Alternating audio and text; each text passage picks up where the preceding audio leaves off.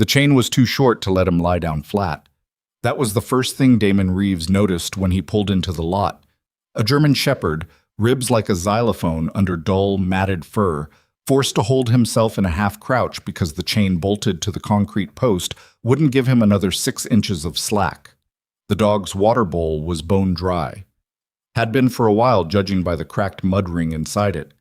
And standing 10 feet away, thumb hooked into his belt, was a man in a sheriff's deputy uniform watching the animal suffer the way most people watch a ceiling fan, with complete, comfortable indifference. Damon sat in his truck for exactly 4 seconds. Then he opened the door. If this story moves you, stay until the end. Like, drop a comment with the city you're watching from. I want to see how far this one travels. The name of the town was Cutter's Bluff, and the best thing anyone could say about it was that the highway ran straight through without any reason to slow down. It sat in the middle of a stretch of high desert in southeastern New Mexico, where the land was flat enough that you could watch a thunderstorm build for 3 hours before it ever reached you. The gas stations were few. The trees were scarce. And the people who'd stayed, the ones who hadn't packed up and drifted toward Albuquerque or El Paso when the county's last processing plant shuttered, had developed a particular quality that outsiders sometimes mistook for calm. It wasn't calm. It was the practiced stillness of people who had learned not to notice things. Damon had driven through dozens of towns like it. He knew the texture of them, the way the municipal buildings needed paint but never quite got it, the way the local diner had a Support Our Troops banner sun-bleached to near white, hanging in a window nobody cleaned, the way every conversation at the gas pump ended just a half-second too fast, like people were always aware of who might be listening. He hadn't planned to stop in Cutter's Bluff. He'd been running a straight shot from Odessa, where he'd spent 3 days helping a buddy from his old unit patch a roof, the kind of favor that didn't need explanation among certain types of men. And he was aiming for Las Cruces by nightfall. His truck, a 09 F250, with a cracked dashboard and 190,000 miles of hard honesty on the odometer, needed fuel. The Bluff had a station. Simple math. The station was called Petromax, though whoever had painted the sign had apparently run out of yellow paint halfway through the M, so it read Petroma on one side, and nobody had bothered to fix it. There were 4 pumps, 2 of which had paper bags over the nozzles. A blue plastic tarp was duct-taped over the lower half of the office window, and a hand-lettered sign on the door said, "Cash only. No exceptions. This means you." Damon pulled up to the working pump on the near side, cut the engine, and stepped out into heat that hit him like a wall. 104 degrees, easy. The kind of dry desert heat that dehydrated you before you could feel thirsty, that made the asphalt shimmer and the air above the road do that liquid silver thing. He swiped his card, habit, even when he'd already read the sign, watched it fail, pulled out cash, and walked toward the office. That was when he heard the sound. Not a bark, not the aggressive announcement of a watchdog doing its job. Something lower. More exhausted than that. A kind of rhythmic, involuntary vocalization. The noise a living thing makes when it's been hurting long enough that the hurt becomes ambient, becomes just another feature of existence, like heat or hunger. He stopped. The dog was chained to a concrete pillar on the east side of the building, half hidden in shadow that wasn't doing much against the heat. A German shepherd, or something close enough to one. The broad head, the upright ears, though one of them had a tear in it that hadn't been cleaned or treated. Adult male, maybe 4 years old. Hard to tell precisely because of the state of him. The coat should have been rich and dense, the deep mahogany and black saddle of a well-kept shepherd. Instead it was dull, patchy in places, with hot spots along the rear flanks that looked infected. The ribs, yes, like a xylophone.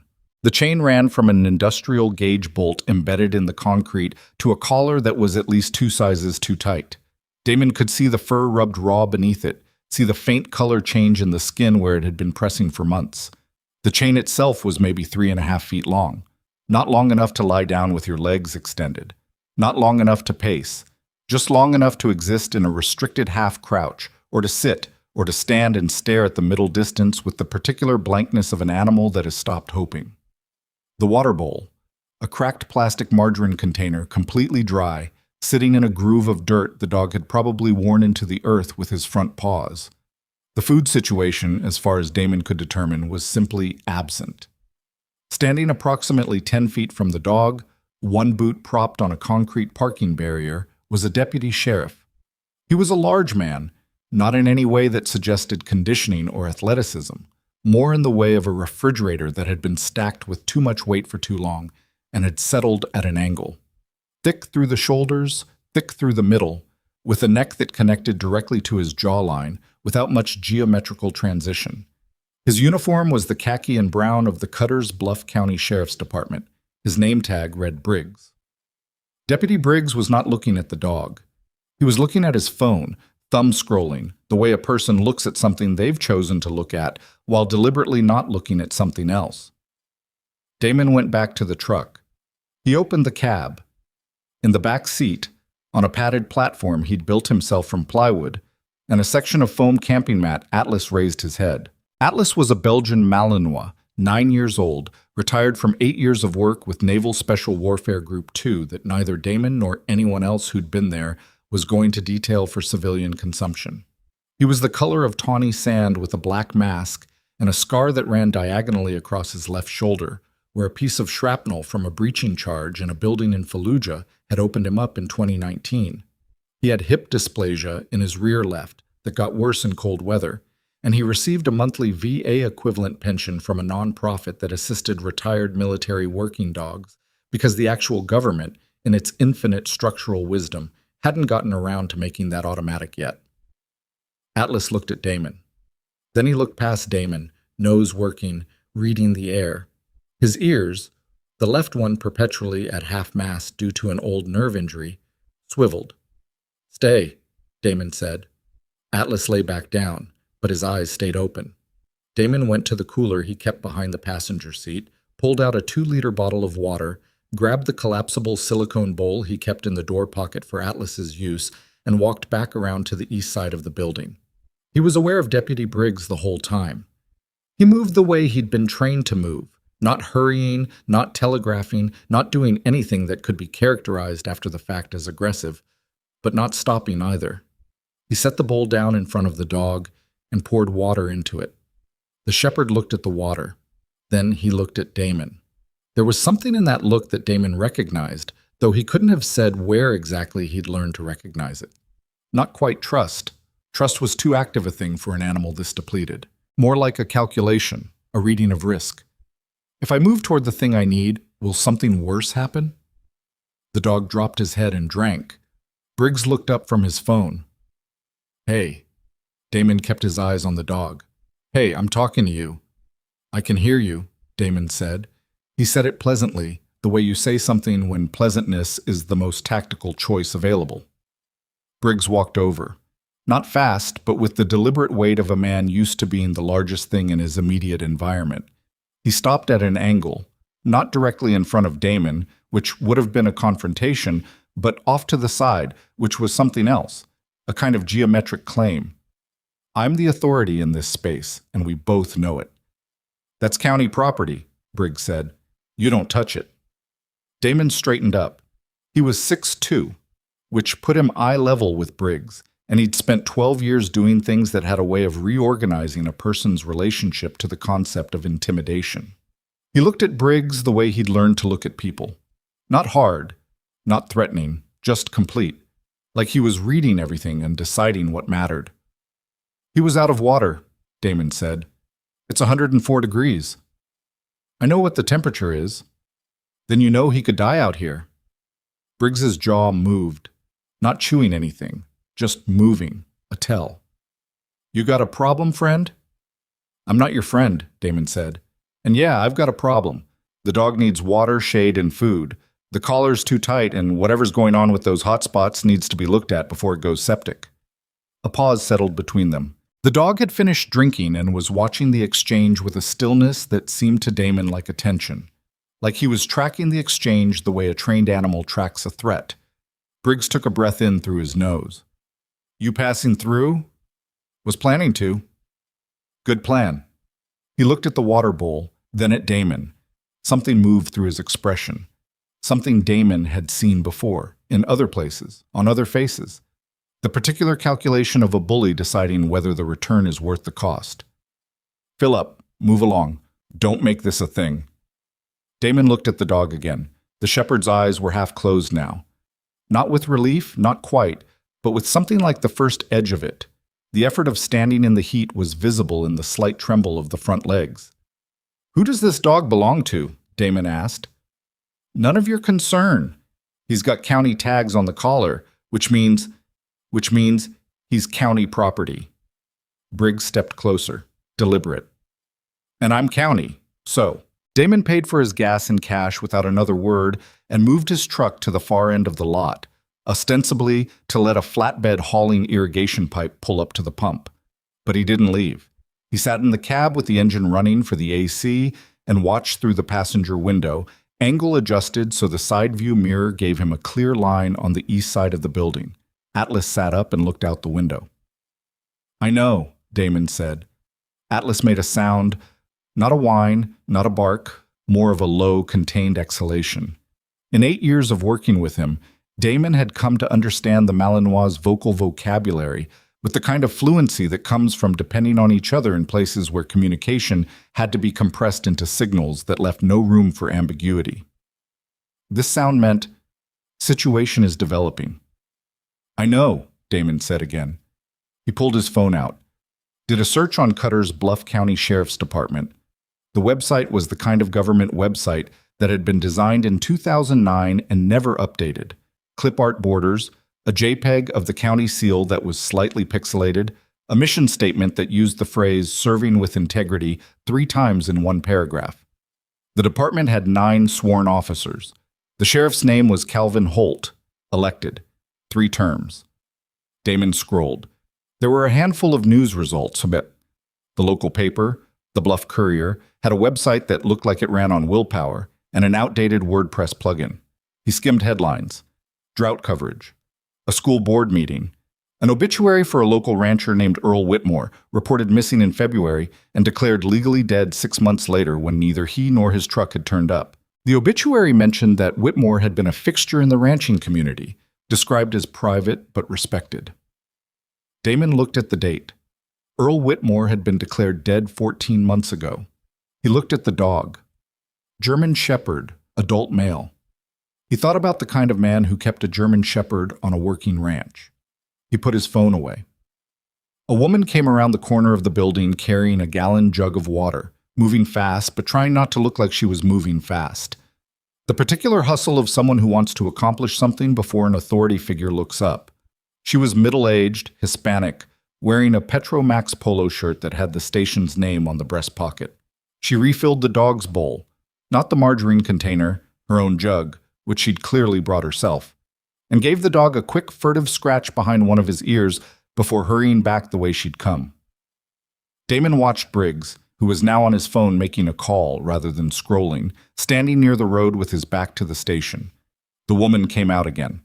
Different route this time. She'd gone through the interior of the station and come out the front door, and she walked to the pump island, bent to check something on the base of one of the bagged nozzles, and as she straightened, she glanced at Damon's truck. Not the truck. At him. It was a look that lasted maybe a second and a half. Measurement, assessment, the same kind of calculation the dog had done. If I reach for the thing I need, what happens? Damon gave a small nod. The woman looked away and went back inside. The flatbed left. A sedan with Arizona plates pulled in. A couple in their 60s who moved carefully getting out, the way people move when travel has stiffened them. They went inside to pay, came back out, fueled up, and left without looking at anything they didn't have to look at. Briggs came back around the side of the building. He stood looking at Damon's truck for a moment. The engine was still running, which he could tell from the exhaust shimmer, and then walked to his patrol vehicle, a white and tan Ford Explorer with the county shield on the door, and leaned against the hood with his arms crossed. Waiting, Damon recognized. Waiting for Damon to leave. This was the point in the calculus where most people would have left. Damon knew that about himself.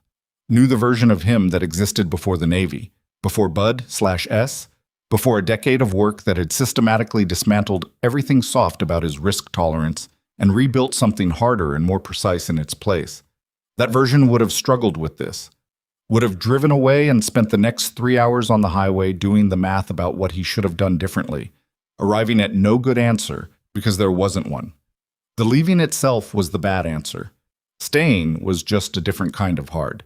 He got out of the truck. He walked not toward Briggs, but toward the front door of the station.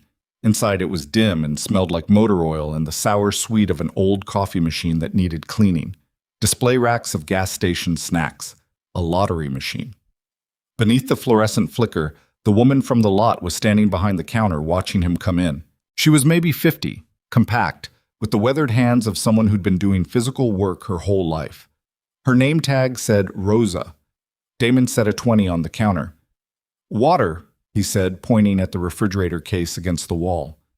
"And does that dog belong to the station, or is it a county hold?" Rosa didn't move for a moment. She looked at the 20. She looked at him. "County," she said, and her voice was careful the way a person's voice is careful when they're choosing exactly how much to say. "They've been keeping him here about 8 months. 8 months on a 3-foot chain." She didn't answer that, which was its own answer. The dog belonged to anyone before that? A pause so slight that most people wouldn't have caught it. Mr. Whitmore kept a dog before he... She stopped, looked at the door as if Briggs might walk through it. Before he passed. Earl Whitmore. Something shifted in her face. Surprise, quickly controlled. "You know him?" "I read his obituary 20 minutes ago." Damon put another 20 on the counter. "Rosa, I'm not a reporter, I'm not law enforcement, I don't have any stake in anything that happens in this town, but that dog is going to die if nobody does anything." "A lot of things die here," Rosa said quietly, "when nobody does anything." She took both 20s, gave him change for one. "Whitmore's place is 6 miles north on the county road," she said, facing the register, her back to the security camera mounted above the door. "Left at the old windmill. Property's been locked up since February. Nobody goes out there." She put the change in his hand. Her voice dropped another register. "Deputy Briggs? He goes out there." Damon looked at her.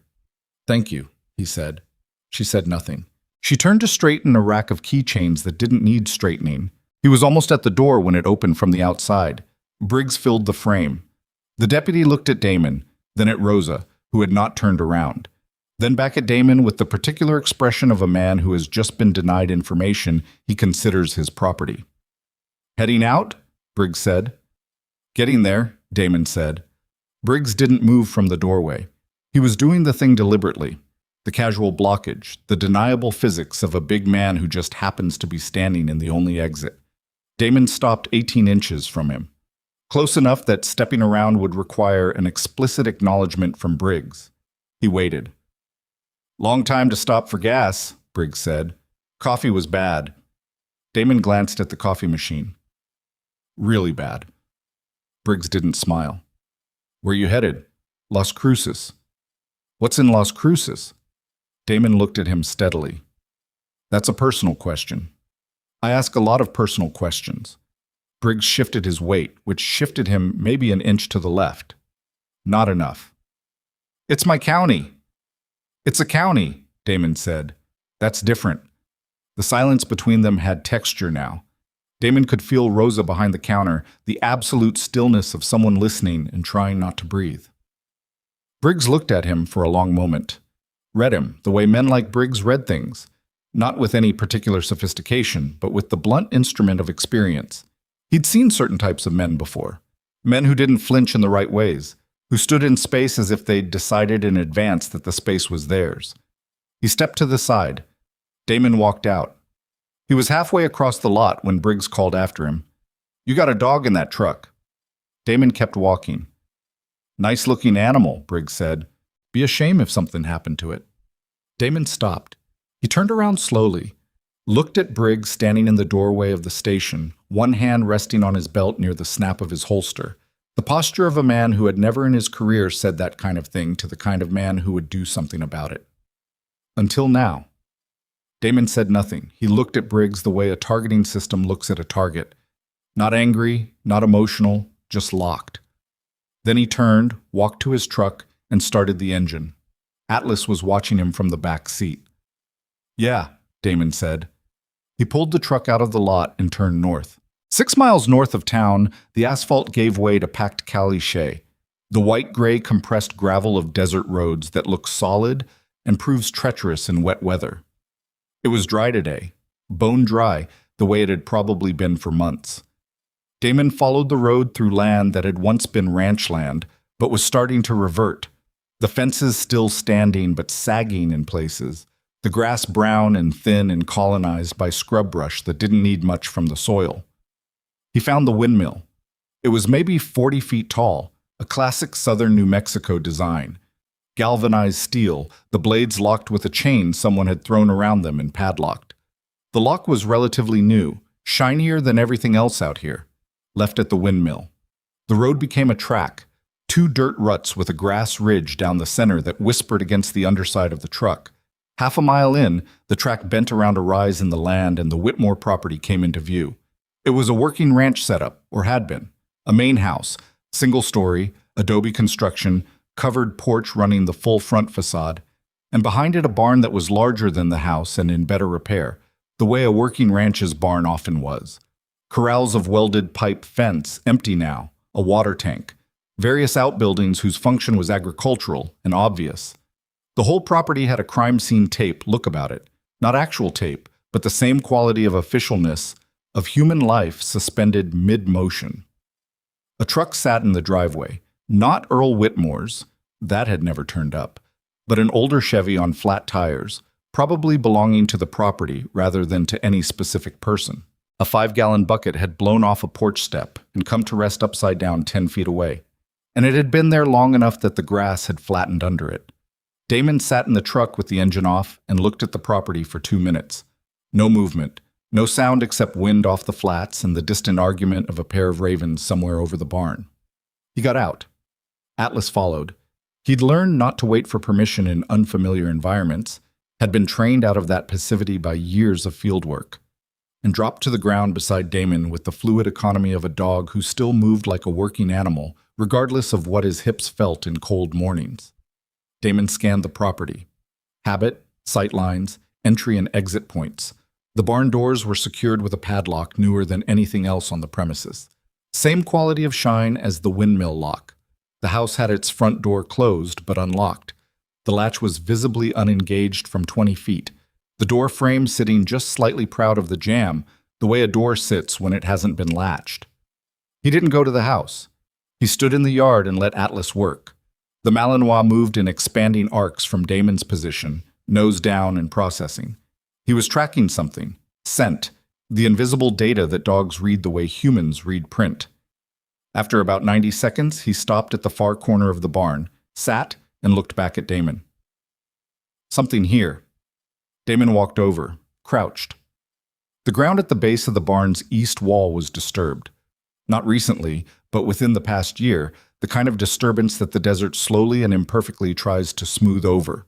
Partial boot prints, overlapping. More than one person, more than one occasion. He stood up and looked back at the road. Nothing. Quiet. He took out his phone and photographed the ground, then the padlock on the barn, then the property from various angles, building a visual record for no specific recipient yet. He was looking at the windmill lock photograph when his phone rang. Unknown number. New Mexico area code. He almost didn't answer. He answered, "You need to leave that property." The voice was female, low, tightly controlled, not panicked, the opposite of panicked, the voice of someone who had been calculating risk for a long time. "If Briggs drives past and sees your truck out there, who is this?" "Someone who knows what's buried on that ranch." A pause. "And I don't mean it as a figure of speech." Damon looked at the disturbed ground near the barn. "Talk to me," he said. "Not on the phone. Not from here." Another pause. "The dog. The shepherd at the station. You need to get him out of there before tonight." "Why tonight?" Silence. "Because Briggs called someone," the voice said, "when you went inside. And whoever he called, they're not going to be interested in a stranger who asks questions. They're going to be interested in removing that problem." Damon looked at Atlas. The Malinois was watching him with that particular canine alertness.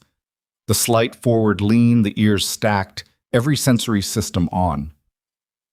"The dog's name is Hector," the woman's voice said. "Earl named him that. Earl trained him himself." A pause that had something different in it this time, something personal, something pushed down. "Hector knows where Earl hit it. He's been back to that spot at least twice that I saw. He knows." "Knows where what is?" The woman made a small sound. Not quite a laugh, not quite grief. "Everything," she said. "Earl Whitmore spent 2 years documenting everything, and then he disappeared 8 days before he was planning to drive to Albuquerque and hand it to a federal prosecutor. The afternoon light was pressing down on the ranch with the particular heaviness of high desert afternoons, the kind of heat and silence that feels like it's waiting for something. "Where do you want to meet?" Damon said. He drove back to Cutter's Bluff. Not because he wanted to, because the woman on the phone, who had given him a name only after he'd insisted, and even then only a first name, Mara, had told him the only way to get Hector off that chain without triggering an immediate alarm was to do it in front of people. "Briggs won't start something in public," she said. "Not openly. He's careful about what's on record." "How careful?" "Careful enough that Earl's been missing 14 months and nobody's been charged with anything." So Damon drove back. He pulled into the Petromax lot at 4:15 in the afternoon, when the heat was still full but the angle of the light had shifted to something slightly less merciless.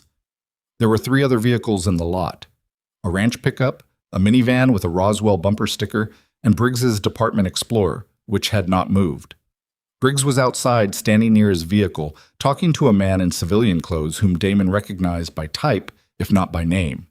The kind of man who stands with his weight forward, who keeps his hands visible not out of any social grace, but out of habit, who scans every arrival into a space before he decides whether to notice them. Law enforcement, probably, or former. They both looked at Damon as he parked. Damon got out, left Atlas in the truck with the windows cracked and the engine running, walked around to the east side of the building. Hector was in the same position, the half crouch, the tight chain, the heat. But someone had refilled his water bowl again. Rosa, probably. And someone had put a small amount of dry food in a second container beside it, the generic, cheap kind, but food. Damon crouched in front of the dog. Hector looked at him, the same reading, the same risk calculation. But something had shifted slightly from the first encounter, the smallest recalibration. "Hey," Damon said quietly. The dog's tail moved. Once, like it was testing whether that was permitted. Damon reached into his shirt pocket and pulled out a piece of dried beef. He kept it for Atlas, had started doing it years ago as a training bridge and just never stopped, and held it out on a flat palm. Hector stretched his neck, took it with a care that was almost ceremonial, the careful precision of an animal that had been punished for eagerness. "I'm going to get you out of here," Damon said. "I need you to be patient about 5 more minutes." He stood up. Briggs and the other man were watching him from around the corner. "You again," Briggs said. "Me again," Damon agreed. He looked at the other man. "Who are you?" The man didn't answer. He had sandy hair going to gray and was dressed in the non-uniform uniform of county administration. Khakis, a polo shirt, a county ID badge clipped to his belt that Damon was too far away to read clearly. "Deputy Briggs," Damon said, "I want to formally report that this dog is being kept in conditions that constitute criminal animal neglect under New Mexico statute. He's been on a chain too short to allow him to lie down, with no shade and no consistent water supply, and temperatures exceeding 100 degrees. I'm requesting that you transfer custody of the animal to me or that you surrender him to the County Animal Control Authority." Briggs stared at him. "I'm also going to tell you," Damon continued, his voice staying even, "that I've documented the condition of the animal with photographs and that I've already sent those photographs to 3 separate people outside this county, so that documentation exists whether or not this conversation goes well for either of us." He hadn't done that yet. But he would, the moment he had service. The lie was tactical, not moral. There was a difference, usually. Briggs took a step forward. "You think you can walk into my county?" "Calvin Holt," Damon said. Briggs stopped. "I looked up your department. Sheriff Holt has been elected 3 times, which means he runs for re-election, which means he has an interest in how his department appears in public and in press coverage. Damon looked at the man with the county badge. I don't know who you are, but if you're county administration and you'd like to avoid your county appearing in a video about an abused dog that gets 2 million views, you might want to weigh in here. The man with the county badge looked at Briggs. Something passed between them, something quick and compressed and communicative in a way that confirmed, for Damon, that this was not a standalone situation, not a rogue deputy with a grudge against a dog, not a bureaucratic oversight, something that had been agreed upon, maintained, kept in place by deliberate decision. The county man said, "Let's not create a scene, Dale." Dale. Briggs's first name was Dale. Damon filed that. Briggs turned and walked to the Explorer. He came back with a bolt cutter, not because he had decided to be humane, Damon understood, but because the calculus had just shifted. He cut the chain, not the collar, just the chain at the anchor point, leaving Hector dragging 3 feet of chain as he stepped away from the post for what appeared to be, from his movement, the first time in a very long time. The dog took 4 steps, stopped, looked around at the open space of the lot with an expression that Damon recognized. Not joy, not relief, something more disorienting than either, the look of a living thing confronting a freedom it had stopped expecting. Damon stepped forward and put his hand on the dog's flank, felt the heat radiating off that dull coat, felt the ribs and the slight tremor. "Come on," he said. Hector walked with him to the truck. Slowly, with the deliberate, careful movement of an animal conserving what little it had. He looked at Atlas through the open door. Atlas looked back with the absolute stillness of a trained animal reading a situation. Then the Malinois shifted in the back seat.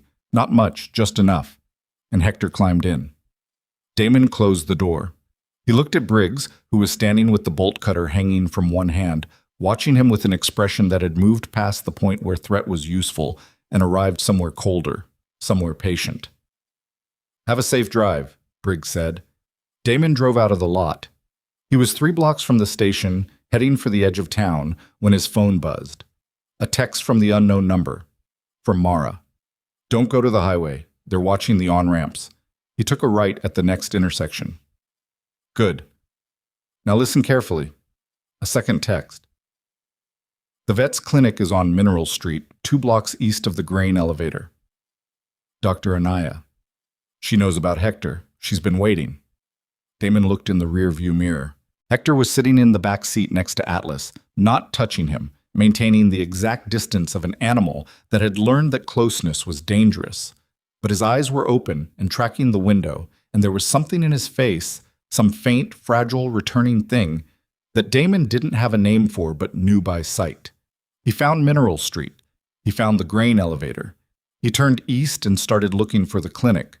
Behind him, a quarter-mile back, a set of headlights had been following him since he left the Petromax lot. The clinic was a converted house, single-story, beige stucco, with a hand-painted sign near the road that said Anaya Animal Clinic and a parking area of packed gravel alongside it. The lights were on inside, which at 5:30 in the desert afternoon meant someone was there intentionally, waiting. Damon parked, checked his mirrors. The headlights that had been behind him were gone. They'd peeled off 2 blocks back, which could mean they'd lost interest or could mean they'd taken a parallel street. He texted Mara. "At the clinic. Someone was following me from the station." No reply for 90 seconds. Then, "I know. I'm watching from the hardware store. I'll come around back." Damon looked at the hardware store, a low, flat building on the opposite corner of the block, closed sign in the window. He got both dogs out of the truck. Hector moved slowly but without being carried, which Damon took as a meaningful data point. The dog had reserves that weren't visible from the outside. He'd been conserving. Atlas walked beside him without any of the territorial posturing that was possible between strange dogs, which said something about Atlas and something about the situation.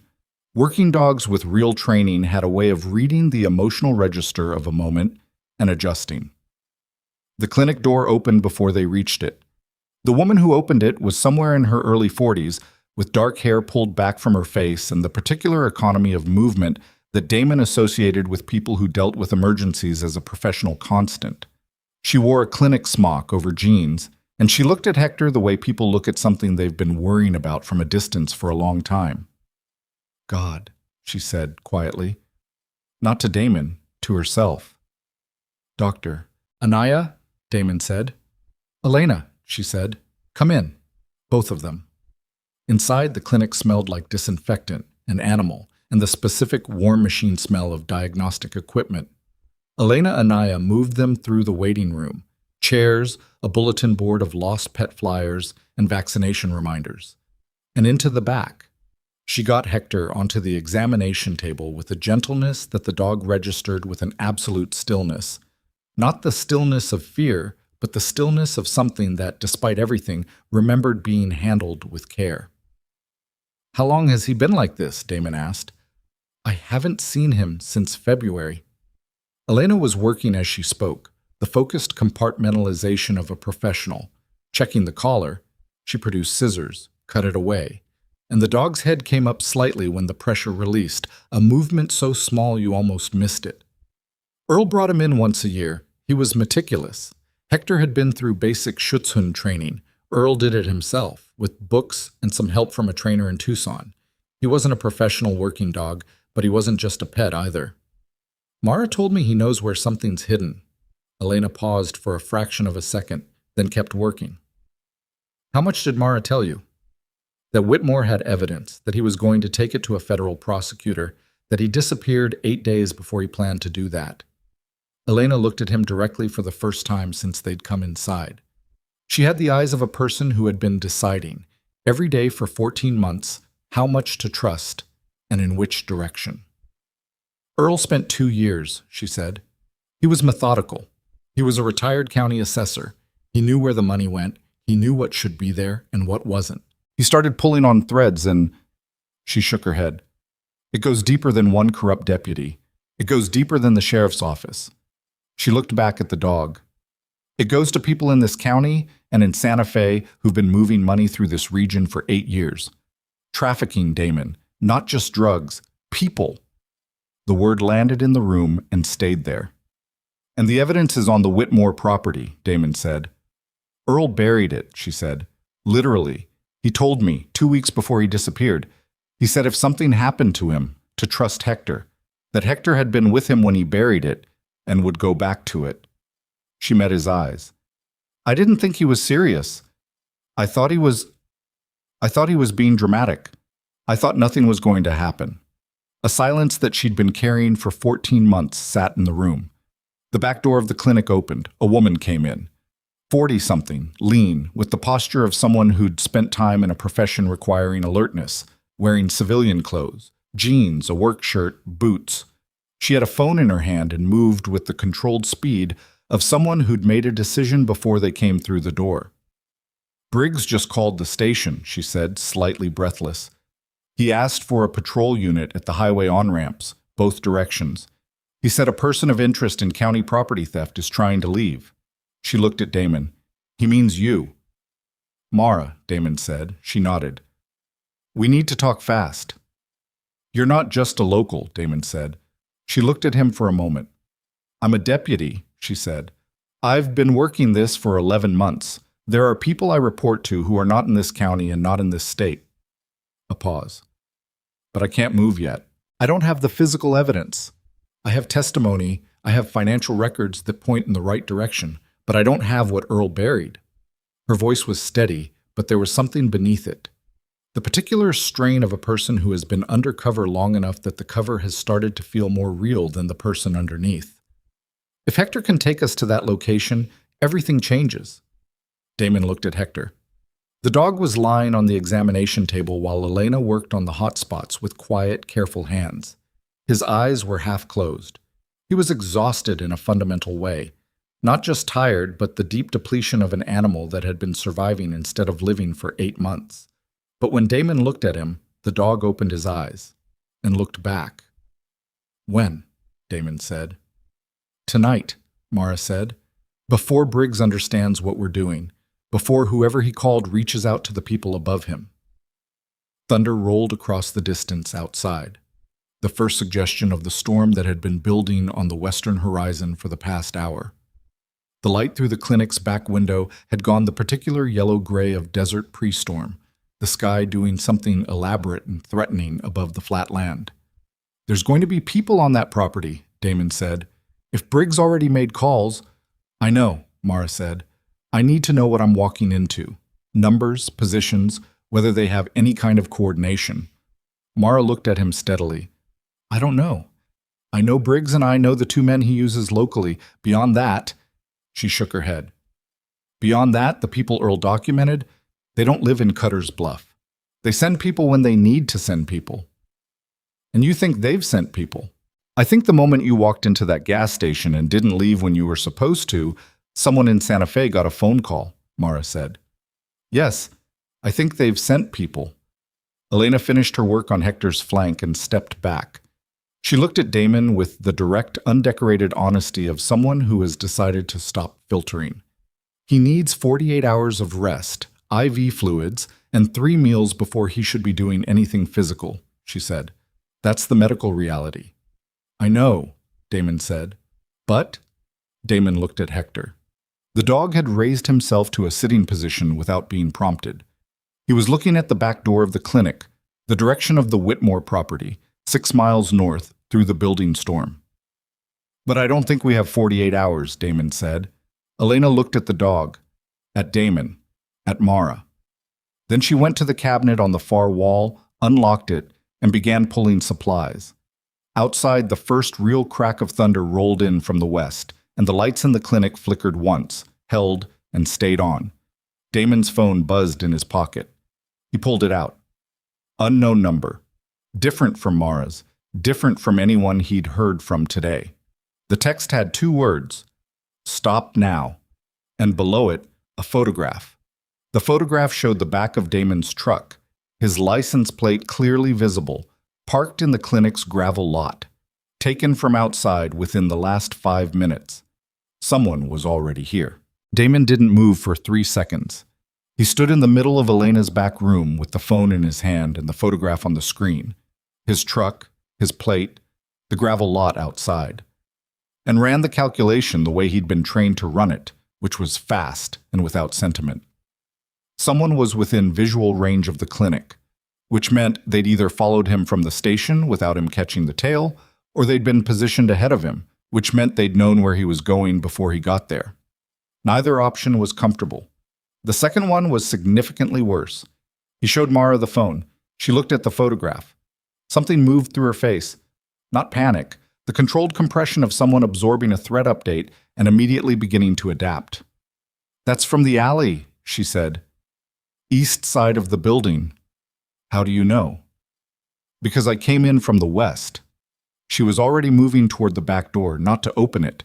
She stopped short of the door and positioned herself to the side of the window, just far enough back that she could see out without being silhouetted. She looked for maybe 4 seconds.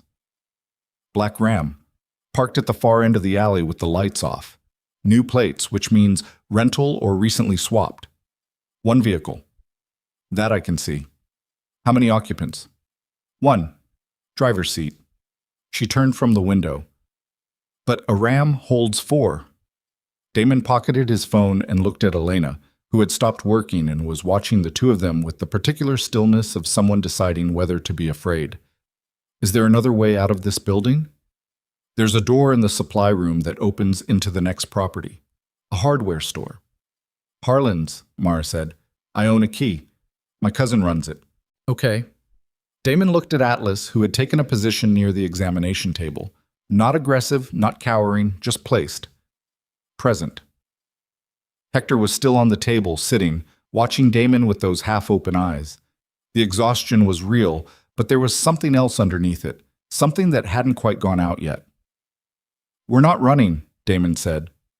Mara looked at him. "I'm sorry?" "If we go out the back and into the hardware store, we're confirming that we know they're there, and we're showing them we're not ready to move yet. We've got a sick dog, 2 vehicles, and a location 6 miles out that we have to reach after dark." He looked at the photograph again. "Running right now costs us more than it gains. So what do you suggest?" "I go talk to him." The room was quiet for a moment. "You go talk to him," Mara said flatly. Information gathering, Damon said. I want to know who sent him and what they think they know. The way I do that is by giving him something he wants. The impression that I don't know what I'm doing. Elena set down the tube of ointment she'd been holding. That seems dangerous, Mara said. That seems dangerous. Most useful things are. He handed her his phone. Keep trying to get a plate read on that truck, and text me if anyone else comes into the alley. He looked at Atlas. The Malinois was already watching him with that forward-leaning attention. Stay, he said. Watch Hector. Atlas sat. Damon went out the front door. The evening had moved fast while they'd been inside. The sun was low enough now that the light came in at a flat angle that lit the dust in the air and made everything look slightly golden and slightly ominous. The thunder was closer.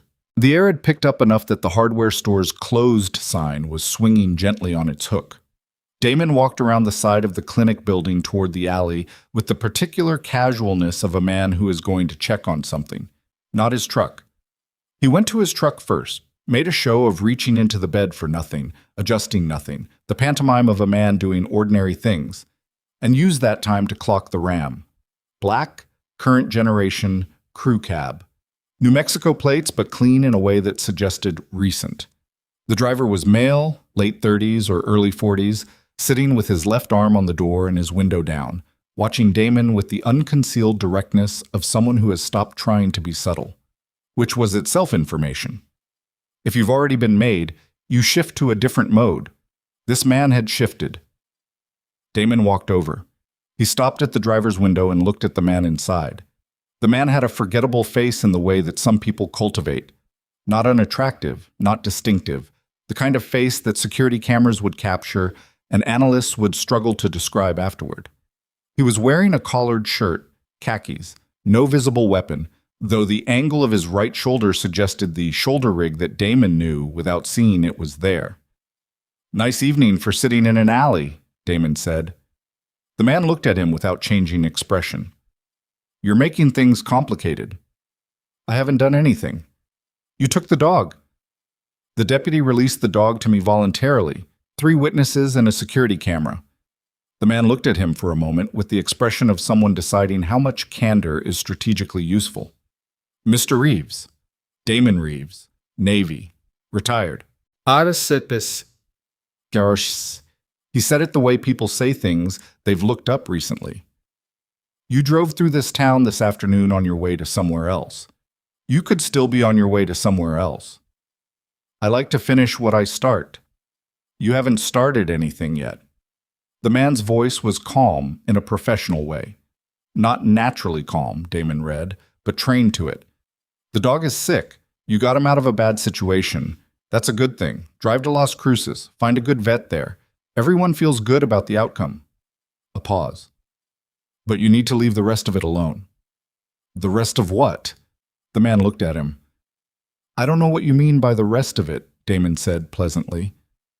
Something shifted in the man's expression, a small recalibration. You've talked to someone, he said. Not a question. I talked to a lot of people. I'm friendly. Who was in the clinic with you? Damon said nothing. The man looked at the clinic, back at Damon. There are things in motion in this county that you don't understand the shape of, things that took a long time to build, and that a lot of careful people have worked hard to maintain. He paused.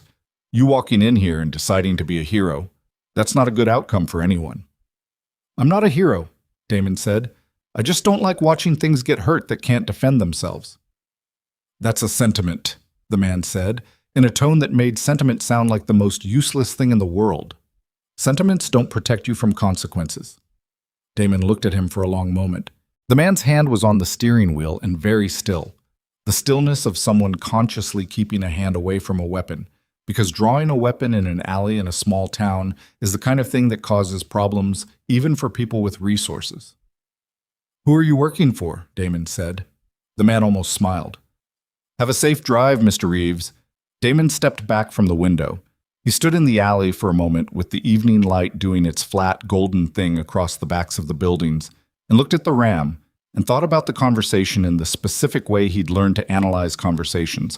Not what was said, but what was chosen not to be said, where the air went out of something, where the pressure increased. The man knew his name. He'd had enough time since Damon arrived at the Petromax, maybe 4 hours total, to run a plate, pull service records, build a basic profile. That was fast, but not impossible with the right resources. It meant organizational backing that was at least moderately capable. He also hadn't threatened Atlas. He'd known about Atlas. You couldn't miss the Malinois in the truck, but he hadn't mentioned him. Briggs had. Briggs had stood in the doorway of the gas station and said, "Be a shame if something happened to your dog," with the casual malice of a small man with local power. This man hadn't done that, which meant either he had more self-discipline than Briggs, or the threat model had changed since Briggs made his call, or both. The truck didn't move while Damon walked back to the clinic entrance. Inside, Elena was finishing up with Hector. She'd given him a subcutaneous fluid injection, dealt with the infected hotspots, trimmed away the worst of the matted fur around them, and applied something medicated that smelled antiseptic. The dog looked marginally better in the specific way that a person looks marginally better after an ER visit. Not fixed, not restored, but stabilized. Back from a particular edge. Mara was on her phone, back to the room, speaking quietly in a voice too low to read clearly. "What did he say?" Elena asked. "He told me to leave." Damon looked at Hector. "He called me by name. He's been briefed." "Briggs called someone within the first hour," Mara said, ending her call and turning around. "I told you that." There's a difference between calling someone and having someone on the ground in 4 hours. That's not a phone call to a local contact. That's an organization with ready assets. He paused. "How far up does this go?" Mara's jaw tightened fractionally. "Far enough that I've been undercover for 11 months without being able to make a move." "Who do you report to?" "Department of Justice, Organized Crime Division out of Albuquerque." She said it the way you say something you've been authorized to say, which meant she'd been holding it back until this moment for a reason. "I have a contact there I check in with every 72 hours. I'm not due to check in until Thursday." "You need to break protocol and call now." "I know that." "Whatever Whitmore buried, if it documents what you're saying it documents, that's a federal case. That changes the entire posture. You don't need to move tonight undercover. You call in, you get a team." "I've been trying to call in for 11 months, Mara said, and the control in her voice cracked just slightly, just enough to show what was under it. "My contact went dark 6 weeks ago. I don't know if he transferred, if he's compromised, if he's—" She stopped. Reset. "I have a backup protocol, but using it means exposing my position here. And if my position here gets back to Holt's network before we have the evidence in hand—" She shook her head. "Earl Whitmore exposed his position. You know what happened to Earl Whitmore." The room held that for a moment. Outside, the thunder was close enough now to feel rather than just hear, a low vibration in the building's bones. The light through the windows had gone purple-gray. "Okay," Damon said. "Tonight, what do we need?" Elena spoke before Mara could. "He needs to eat. He needs another hour at minimum." She was looking at Hector. "And he needs to go willingly. If you try to lead him to that location by force, you won't get accurate information from him. He'll comply because he's trained to comply, but his navigational instinct operates on trust. Earl built it that way." "You know a lot about how the dog was trained," Damon said. "Earl talked to me about it." She said it simply, without decoration. "He talked to me about a lot of things toward the end. I think he was—" She stopped, looked at the dog, and something passed across her face that was quiet and private and not for the room. "I think he was trying to make sure that if something happened, at least one other person had the full picture." Damon let that sit. "What's the full picture, Elena? What exactly did Whitmore document?" She was quiet for a moment. Then she walked to the cabinet she'd unlocked earlier and reached to the back of the top shelf, behind a row of supply boxes, and pulled out a manila envelope that was folded in half and secured with a rubber band. She held it, but didn't give it to him yet. "When Earl came to me, he gave me this as a backup.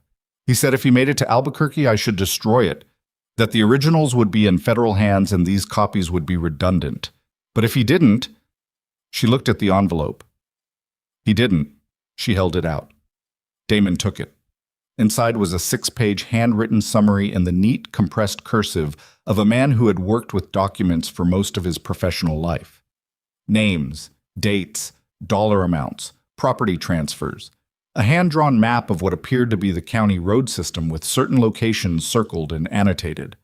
2 photographs, printed, not digital, the slightly oversaturated quality of images printed on a home inkjet, showing men in conversation outside what appeared to be a warehouse.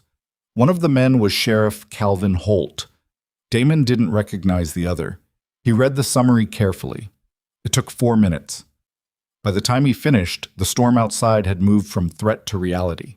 Rain beginning to hit the roof in the uneven preliminary way of a desert storm gathering itself. He set the papers down on Elena's examination table next to Hector, who sniffed them once. "This is enough to open a federal investigation," he said. "I know," Elena said. "This is not enough to convict anyone." "I know," Elena said. "That's why he buried the rest." Damon looked at Mara. "You've seen this?" "This is the first time I've seen those photographs." She was looking at the image of Holt, but the names match what I've been building from the financial side. She looked up.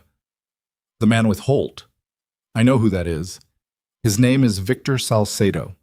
He runs a logistics company out of Santa Fe that's the primary vehicle for the money movement Earl documented. He has a lawyer on retainer who has beaten 3 federal investigations in 7 years." She paused. "He also has people. Well-paid, capable people." "Like the man in the alley," Damon said. "Like the man in the alley." Damon looked at the photographs, then at Hector. The dog had finished the small portion of food Elena had set out and was sitting on the table with his head slightly lowered, but his ears were tracking every sound in the room. The rain, the thunder, the conversation. There was nothing passive about his attention. Underneath the depletion, underneath 8 months of deprivation and abuse, there was still a working mind in there, still the animal Earl Whitmore had trained. "He'll go tonight?" Damon said. "If you ask him right," Elena said. "How do I ask him right?" She looked at Damon with an expression that was almost dry. "You've been asking him right since you poured water into a bowl at 4 o'clock this afternoon." She paused. "He already trusts you. That's not a small thing for an animal that's been through what he's been through." Damon looked at the dog. Hector looked back at him with those amber eyes that had seen something terrible and kept going anyway. He thought, briefly and without sentimentality, about the particular quality of that, about what it meant to keep functioning inside conditions designed to break you down. He had some personal experience with that quality, though he didn't think about it in those terms, because thinking about things in those terms was not, in his understanding, especially useful. "What's in the barn?" he asked. "On the Whitmore property. Briggs has been out there. The lock on the barn is new." Mara and Elena looked at each other. "Earl used the barn for storage," Elena said carefully. "Not livestock. He sold the cattle 2 years before he disappeared. He was keeping equipment and—" She paused. "He mentioned once that he'd built a secondary workspace in the loft, for the documentation work, a place he could work that wasn't visible from the road." "Which Briggs would want access to," Damon said, "if he knew about it." "Briggs has been out there at least 6 times since Earl disappeared," Mara said. "I've documented 3 of them personally. Whatever he's looking for, he hasn't found it." "Because it's not in the barn," Damon said. "No," Elena said. She looked at Hector. "It's not in the barn." The rain was coming harder now. The clinic lights flickered, held, flickered again. Elena moved to a supply drawer and produced 2 flashlights, which she set on the counter without comment. The pragmatism of a woman who had been making quiet preparations for an eventuality she'd spent 14 months hoping wouldn't arrive. Damon's phone buzzed. Mara's, a second later. They both looked. Damon read his first, a text from a number he didn't have saved. 5 words. "He's moving. Back road. North." "That's from one of mine," Mara said, looking at her own screen. Her voice had gone taut. "Briggs just left the station. He's taking the county road north." She looked up. "He has 2 people with him." Damon was already calculating. 6 miles on a dirt road at speed in the rain. 7, 8 minutes with the road beginning to soften. They had a window, but it wasn't generous. "The man in the alley," he said. "He's still there?" Mara checked her phone, looked at the window. I can't confirm. Assume he is. Damon looked at Atlas, who had risen to all 4 feet without being told. The Malinois understood the shift in the room in the way working dogs understood shifts. Not the specific content of it, but the direction. Something was beginning. We go now, Damon said. Elena, you stay here. I'm coming, Elena said. You're not. Hector responds best to familiar, Elena. He looked at her directly. If this goes wrong, someone needs to know everything you know and still be able to say it to someone who can act on it. You're that person. You stay here, you lock this building, and if we're not back by midnight, you call the FBI's Albuquerque field office directly and you give them everything in that envelope. A silence. The rain on the roof. You memorized the number? She said. No, but you can look it up. She held his gaze for a moment.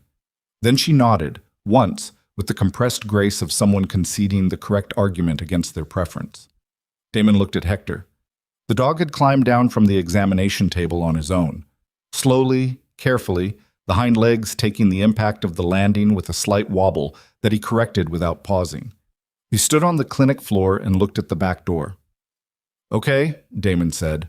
They went out through the supply room, through the door that connected to the hardware store, through the dim interior of Harlan's, shelving units of bolts and pipe fittings casting shadows in the flashlight beam, and out the far side into the rain.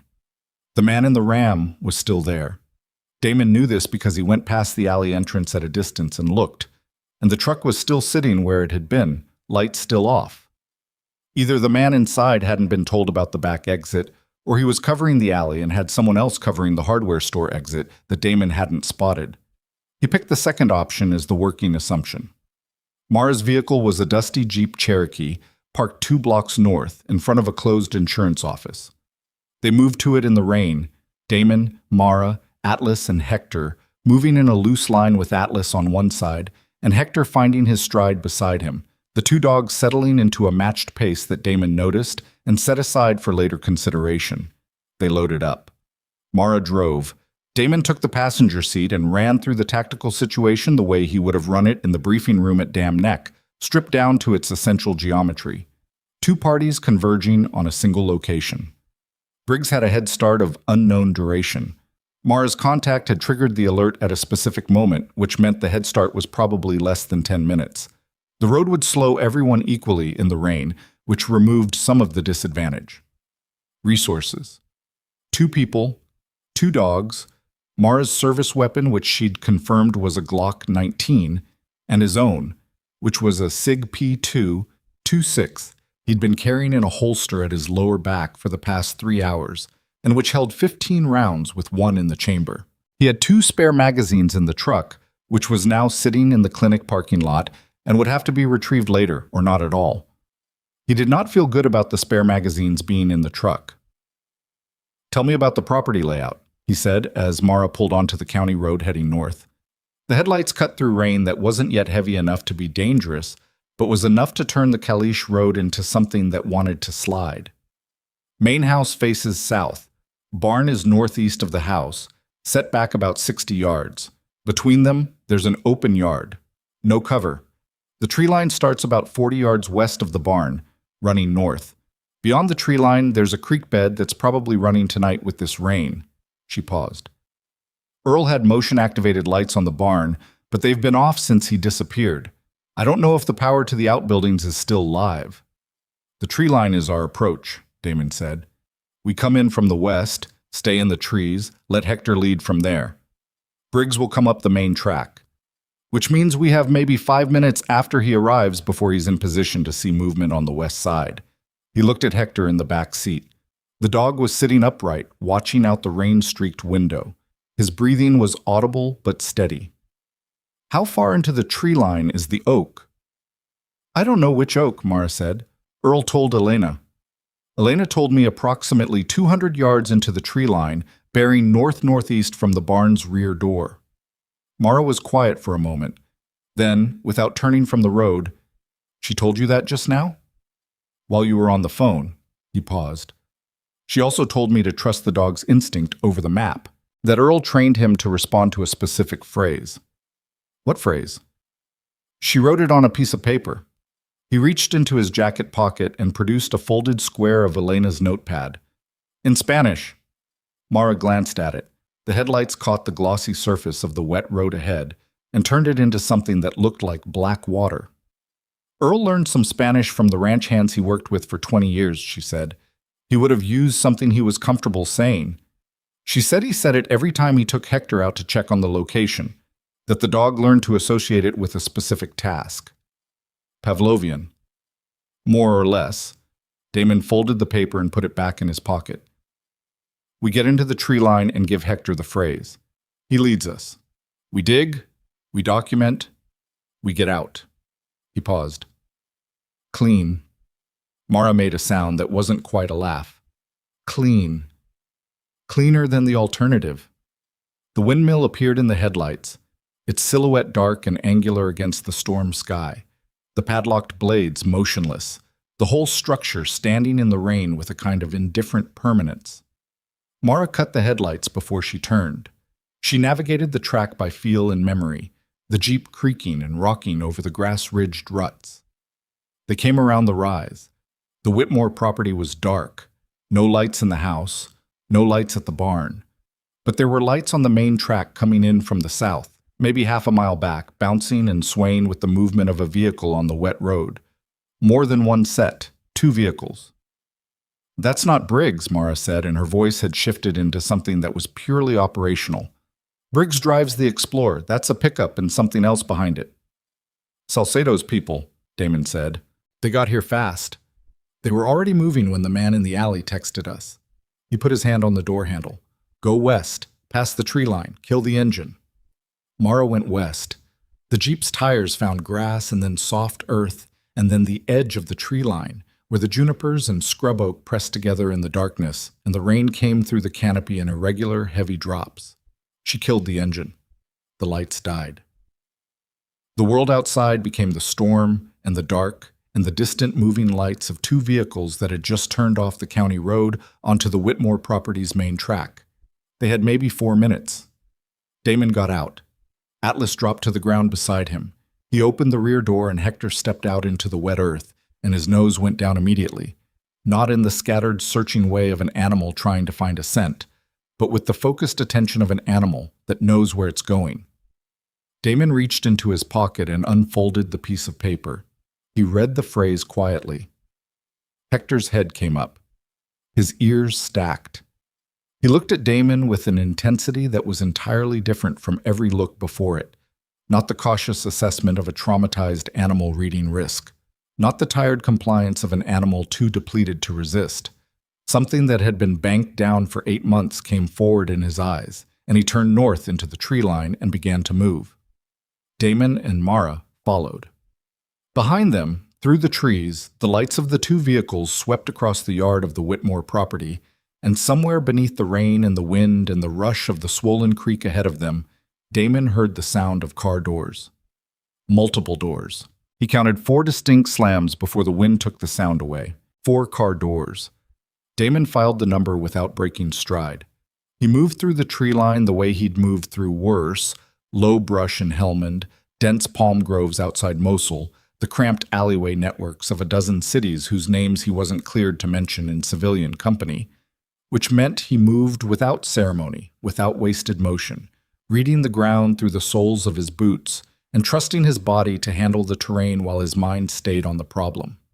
The rain was steady now, not violent, the kind of persistent desert rain that soaked you incrementally and turned soft soil into something that wanted to pull at your feet. The juniper branches caught water and released it in cold bursts against his neck and forearms. Hector moved ahead of him. That was the thing Damon kept coming back to because it recalibrated something he thought he understood about the dog's condition. 8 months on a 3-foot chain, infected skin, muscle loss, the visible architecture of prolonged starvation showing through what should have been a dense working coat. By every external measure, this animal was depleted past the point of useful function. And yet here, in this tree line, in the dark and the rain, Hector moved with a purposefulness that was almost architectural, as if the route existed in his memory as a structure he could navigate by feel, by something older and more reliable than sight. Atlas stayed 3 feet back and 1 foot to the right. He wasn't following Hector's lead in any submissive sense. He was reading Hector the way a trained operator reads the point man, tracking pace, tracking micro-hesitations, translating the information in Hector's body language into situational awareness. The Malinois had never been given this task. He'd arrived at it on his own. Damon noticed and said nothing. Behind them, through the trees, flashlight beams swept across the barn's exterior. 2 beams, moving in coordination. Someone who knew how to clear an exterior, working angles, not crossing lines. Not Briggs. Briggs was the kind of man who used a flashlight the way he used everything else, which was as an extension of his particular dominance. These beams moved differently, tactically. Salcedo's people, then. Whatever else Victor Salcedo was, he had the resources to employ people who knew what they were doing. Mara was 2 steps behind Damon's left shoulder. He could hear her breathing, controlled, slightly elevated. The breathing of someone who is physically fit and mentally managing fear the way you manage it, when fear is a professional constant. She hadn't spoken since they entered the tree line. Good discipline. Hector stopped. Damon stopped. Put a fist up. Old muscle memory, the halt signal. And Mara stopped without being told what the fist meant. She just read the stop in his body and stopped. That was something. Hector was standing at the base of a juniper that was larger than the others around it, its trunk maybe 18 inches across at the base, the canopy spreading wide enough that the ground beneath it was relatively dry despite the rain. The dog was looking at the ground to the left of the trunk, his nose working, his tail doing a single slow sweep. Not exactly here, nearby. Hector moved left. 10 feet. Stopped again.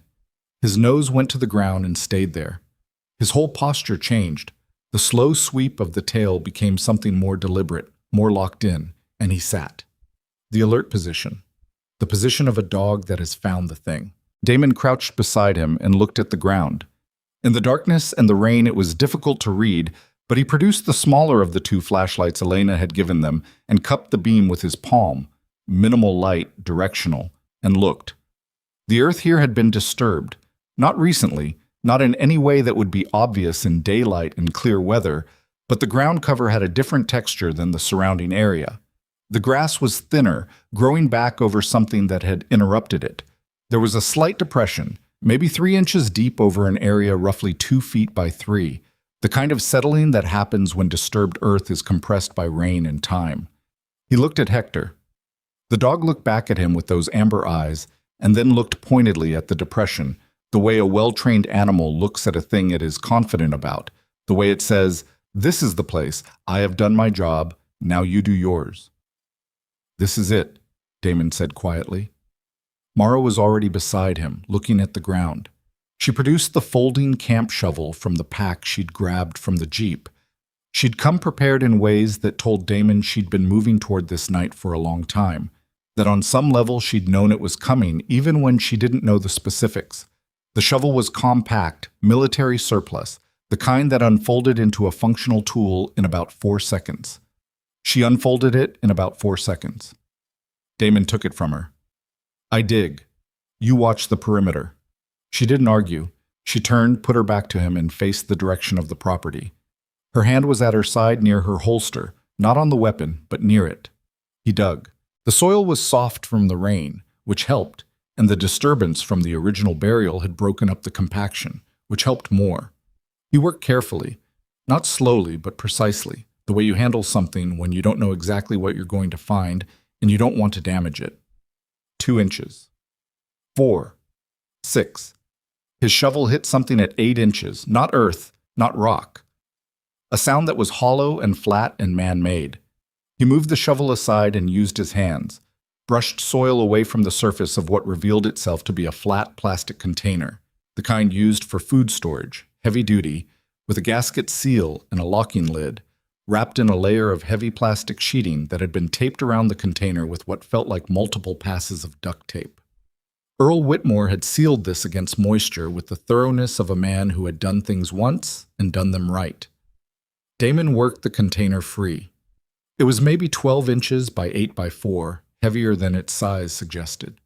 He set it on the ground beside the hole and Atlas immediately moved closer and sniffed it once, then looked away, which in Damon's reading of the Malinois meant object confirmed, not a threat. Hector was looking at the container, not alerting, just looking, with the specific quality of attention that Damon had begun to read as the dog's version of recognition. Yes, that is the thing Earl put in the ground. Got it, Damon said. Mara turned and looked. Her face in the minimal flashlight was unreadable, which was its own kind of readable. Open it. Not here. Damon! Not here. He was already looking back toward the property. The flashlight beams on the barn's exterior had stopped sweeping. They were concentrated now, stationary, 2 beams fixed on the barn's side door, which meant someone was at the lock. They're going into the barn. We have maybe 10 minutes before they clear it and start widening their search. From the direction of the main track, a third light appeared, moving on foot from the direction of the house. Briggs, Damon suspected, or one of the 2 people Briggs had brought, coming around the long way, checking the perimeter of the property, coming toward the tree line. Move, Damon said. They moved. He carried the container under his left arm and moved south through the tree line, retracing the approach route by feel and by the mental map he'd built on the way in. Atlas flanked left. Hector followed at Damon's heel in a position that wasn't trained into him by Damon. It was just where he went, the natural geometry of an animal that had decided where its gravity was. The light from the direction of the house was getting closer. Whoever was carrying it was moving with some purpose, cutting diagonally across the open yard between the house and the tree line. Damon tracked it in his peripheral vision without stopping. 40 yards. 35. He pressed deeper into the trees, angling west, putting more canopy between them and the light. The juniper branches were dense enough to break the beam, but not dense enough to feel safe. The ground was getting softer. The creek to the west was higher than it had been when they arrived, the rain having done 40 minutes of work on the dry bed. 20 yards. The light swept the edge of the tree line. Damon stopped, put his back against a juniper trunk, put his right hand on Atlas's back, the signal for absolute stillness, and felt the dog go rigid beneath his palm. Hector, without being told anything, pressed himself against the base of the same tree and went flat, which was the behavior of either a trained animal or an animal that had learned through very direct experience that pressing flat against available cover was the correct response to a threat. Either way, the dog was low and still and nearly invisible in the rain and the dark. The light swept the tree line again. Held. Damon controlled his breathing. In through the nose, out slow, suppressing the vapor that cold air produced. Old habit. There were environments where your own breath could mark you. This wasn't one of them, but the habit didn't care about the specific environment. It just ran. The light moved on. Continued south along the outside edge of the tree line, the person carrying it moving parallel to the trees rather than into them. Checking the exterior, not committing to an interior search. Not yet. Damon let 20 seconds pass. Then he moved. They cleared the tree line at the south end, crossed 30 feet of open ground to the Jeep with Damon half watching the property behind them, got in, and Mara started the engine without the lights. She reversed the way she'd come in, by feel, by memory, until the Jeep's rear bumper found the county road. She turned south. She put the headlights on. Nobody followed. Not immediately. Damon put the container on his lap and looked at it. Under the flashlight, the plastic sheeting was taped with 4 distinct passes of heavy-duty duct tape, each overlapping the last. The work of someone who wanted to be certain. He found the edge with his thumbnail and started peeling. "We need somewhere to open this," he said. "Elena's. They might have someone watching the clinic. The man in the Ram." "Yes." Mara was quiet for a moment, driving. The headlights turned the wet road into something reflective and uncertain. "There's a place," she said. 3 miles south of town. Old feed store. Been closed 8 years. I've used it before." A pause. "For this? For this work?" "Yes." They drove in silence for the next few minutes. Damon held the container and watched the mirrors. The county road behind them stayed dark. He thought about the 4 car doors. Briggs and two people Briggs used locally. That was the patrol unit Mara's contact had reported. 3 people, plus the 2 vehicles Mara had counted arriving from the south, with a moving pattern that suggested a minimum of 2 occupants each. Call it 4 to 6 from Salcedo's side. 7 to 9 people total converging on a property where they'd expected to find, at best, a stranger with a dog. Instead, they'd found a hole in the ground. The feed store was exactly what Mara had described. A low, flat-roofed structure set back from the road behind a gravel lot that had been slowly reclaimed by creosote and rabbit brush. The building had a loading dock on the north side and a side door that Mara opened with a key from a ring she kept on her belt. Inside it smelled of old grain and dust, and the particular drywood smell of a building that had been sealed for years against a climate that wanted to get in.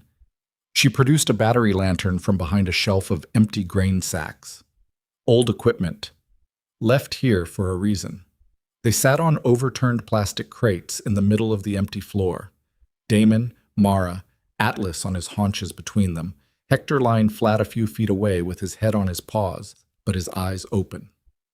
Damon finished removing the plastic sheeting and worked the container's locking clips. They were stiff. The seal had done its job. He pried the lid open.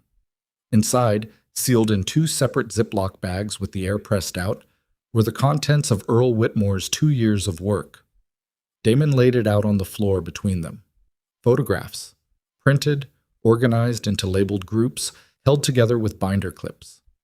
Financial documents, account statements, transfer records, property filings, bearing the stamps of county offices and the headers of 2 separate banking institutions.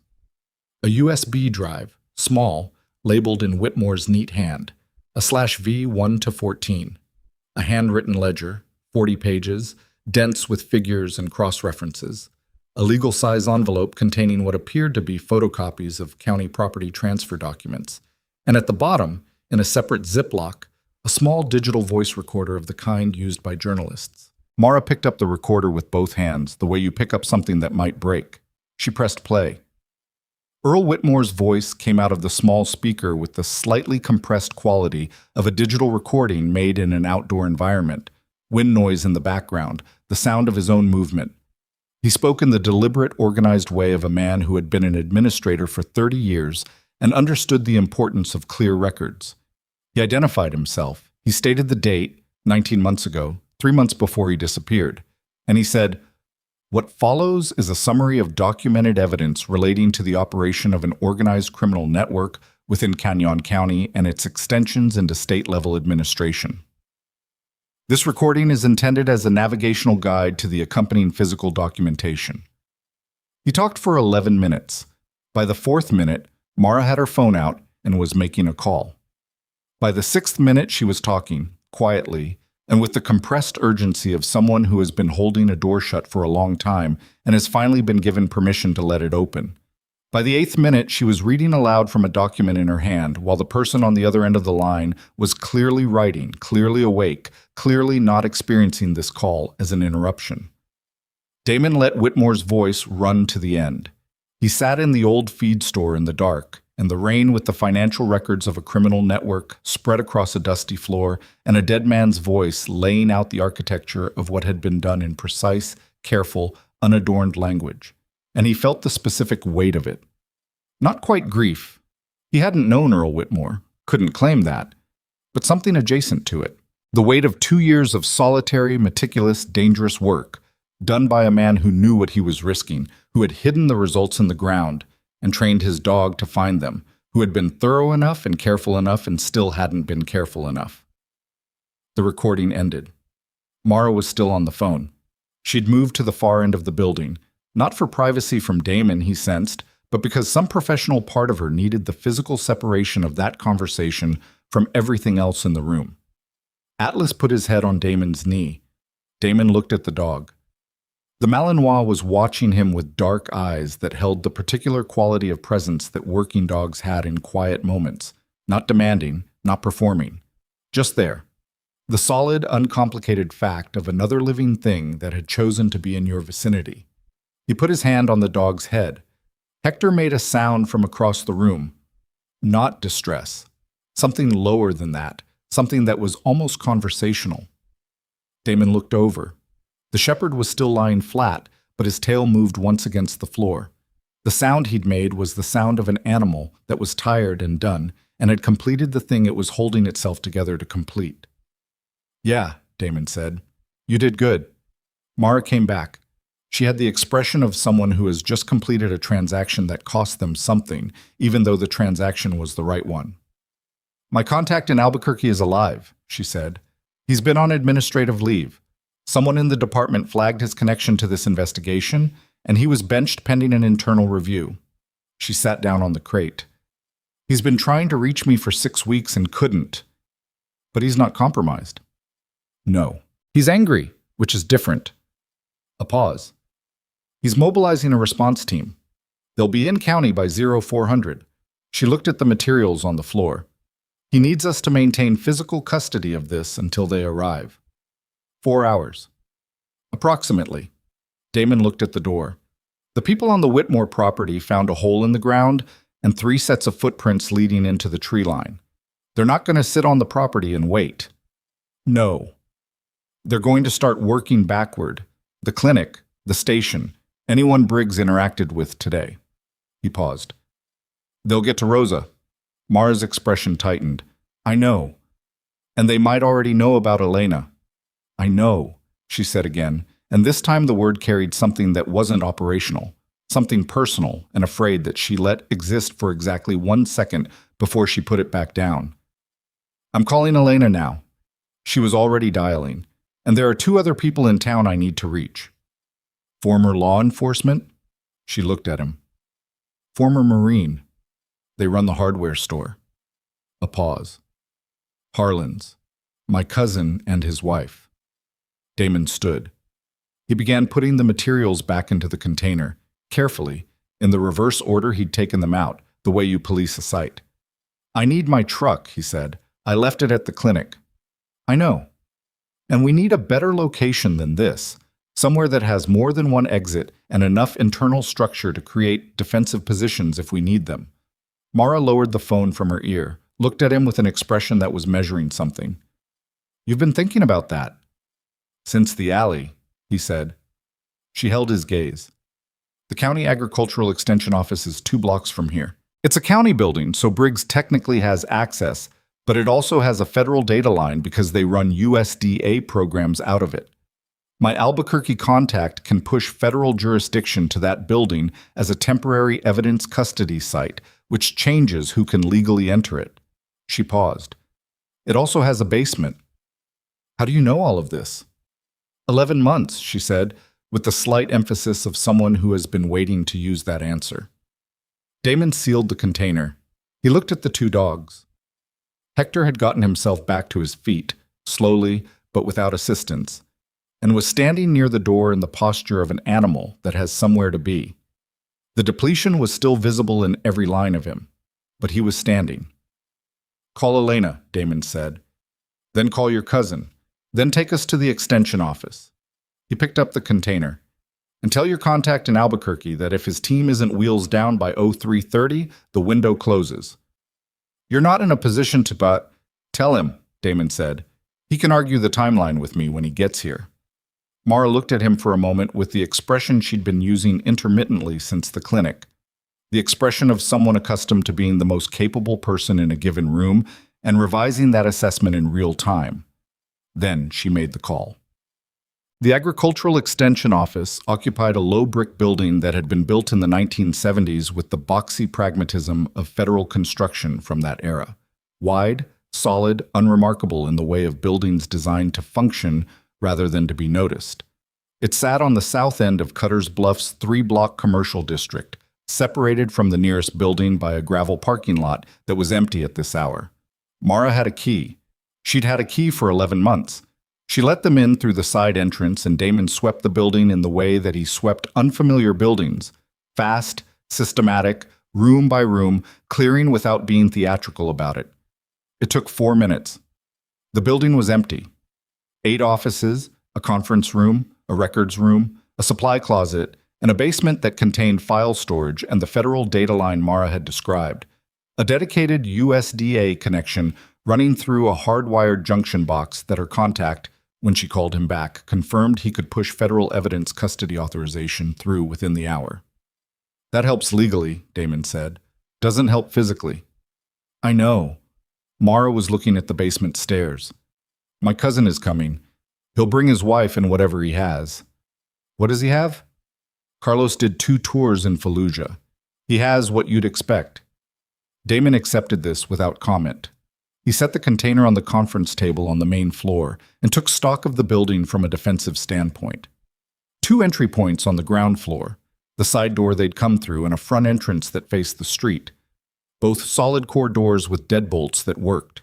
The windows were the old aluminum frame type, single pane, which were not ideal but were at least low enough to the ground that anyone coming through them would have to commit to it in a way that created noise and time. The basement had no windows and 1 entrance point from inside the building, which made it a hard defensive position and an equally hard escape problem. He was pulling a chair to a position with sight lines to both the front windows and the side door when his phone buzzed. He looked at the screen. Unknown number. A third unknown number, different from the man in the Ram, different from Mara's initial contact. He answered, "Mr. Reeves."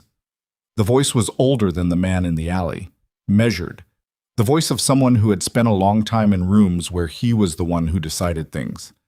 "My name is not important. What's important is that you understand your current situation clearly." "I'm listening," Damon said.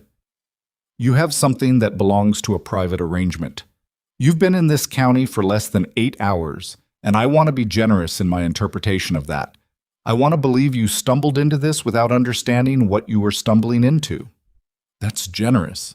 "It is. I'm offering you the opportunity to leave this generous interpretation on the table." A pause. "The container you recovered from the Whitmore property needs to be returned to us. In exchange, you and your animals leave this county without any further difficulty." Damon looked at the container on the conference table, at Hector, who had lain down under the table and was watching him from that lowered position, at Atlas, standing near the door. "No," he said. A brief silence. "Mr. Reeves, whoever you are," Damon said, "whatever you think you've built here, I want you to hear this clearly. Federal agents are in transit to this location. Physical evidence is in secured custody under federal jurisdiction. Whatever you are planning to do in the next few hours, that window has already closed." He paused. "Call off Briggs. Call off your people on the Whitmore property. And if you have someone at the animal clinic on Mineral Street, pull them now." The silence this time was different, longer, the silence of a calculation being run at speed. "You've been busy," the voice said. "I stopped for gas," Damon said. "That's all I did." He ended the call. He looked at Mara, who had heard one side of the conversation and was watching him from across the room. "That wasn't Briggs," she said. "No."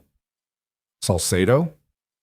"Probably not Salcedo directly, someone between him and the local operation." He set the phone down. "I told them federal response is incoming." Mara stared at him. "That's operational information. If they were going to find out in 4 hours anyway. And right now, that information does more damage to their planning than it does to ours." He was already moving to the window, staying to the side of the glass, looking out at the wet and empty street. "What I want them doing for the next 4 hours is arguing about exposure and liability and whether to cut their losses, not coordinating a hard push on this building." Mara was quiet.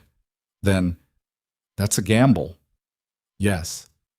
If they decide the evidence is too dangerous to let exist, then we find out in the next 30 minutes and we handle it." He looked back at her. "But people with that much to lose don't burn it down quickly. They calculate, they consult, they look for the cleanest outcome." He paused.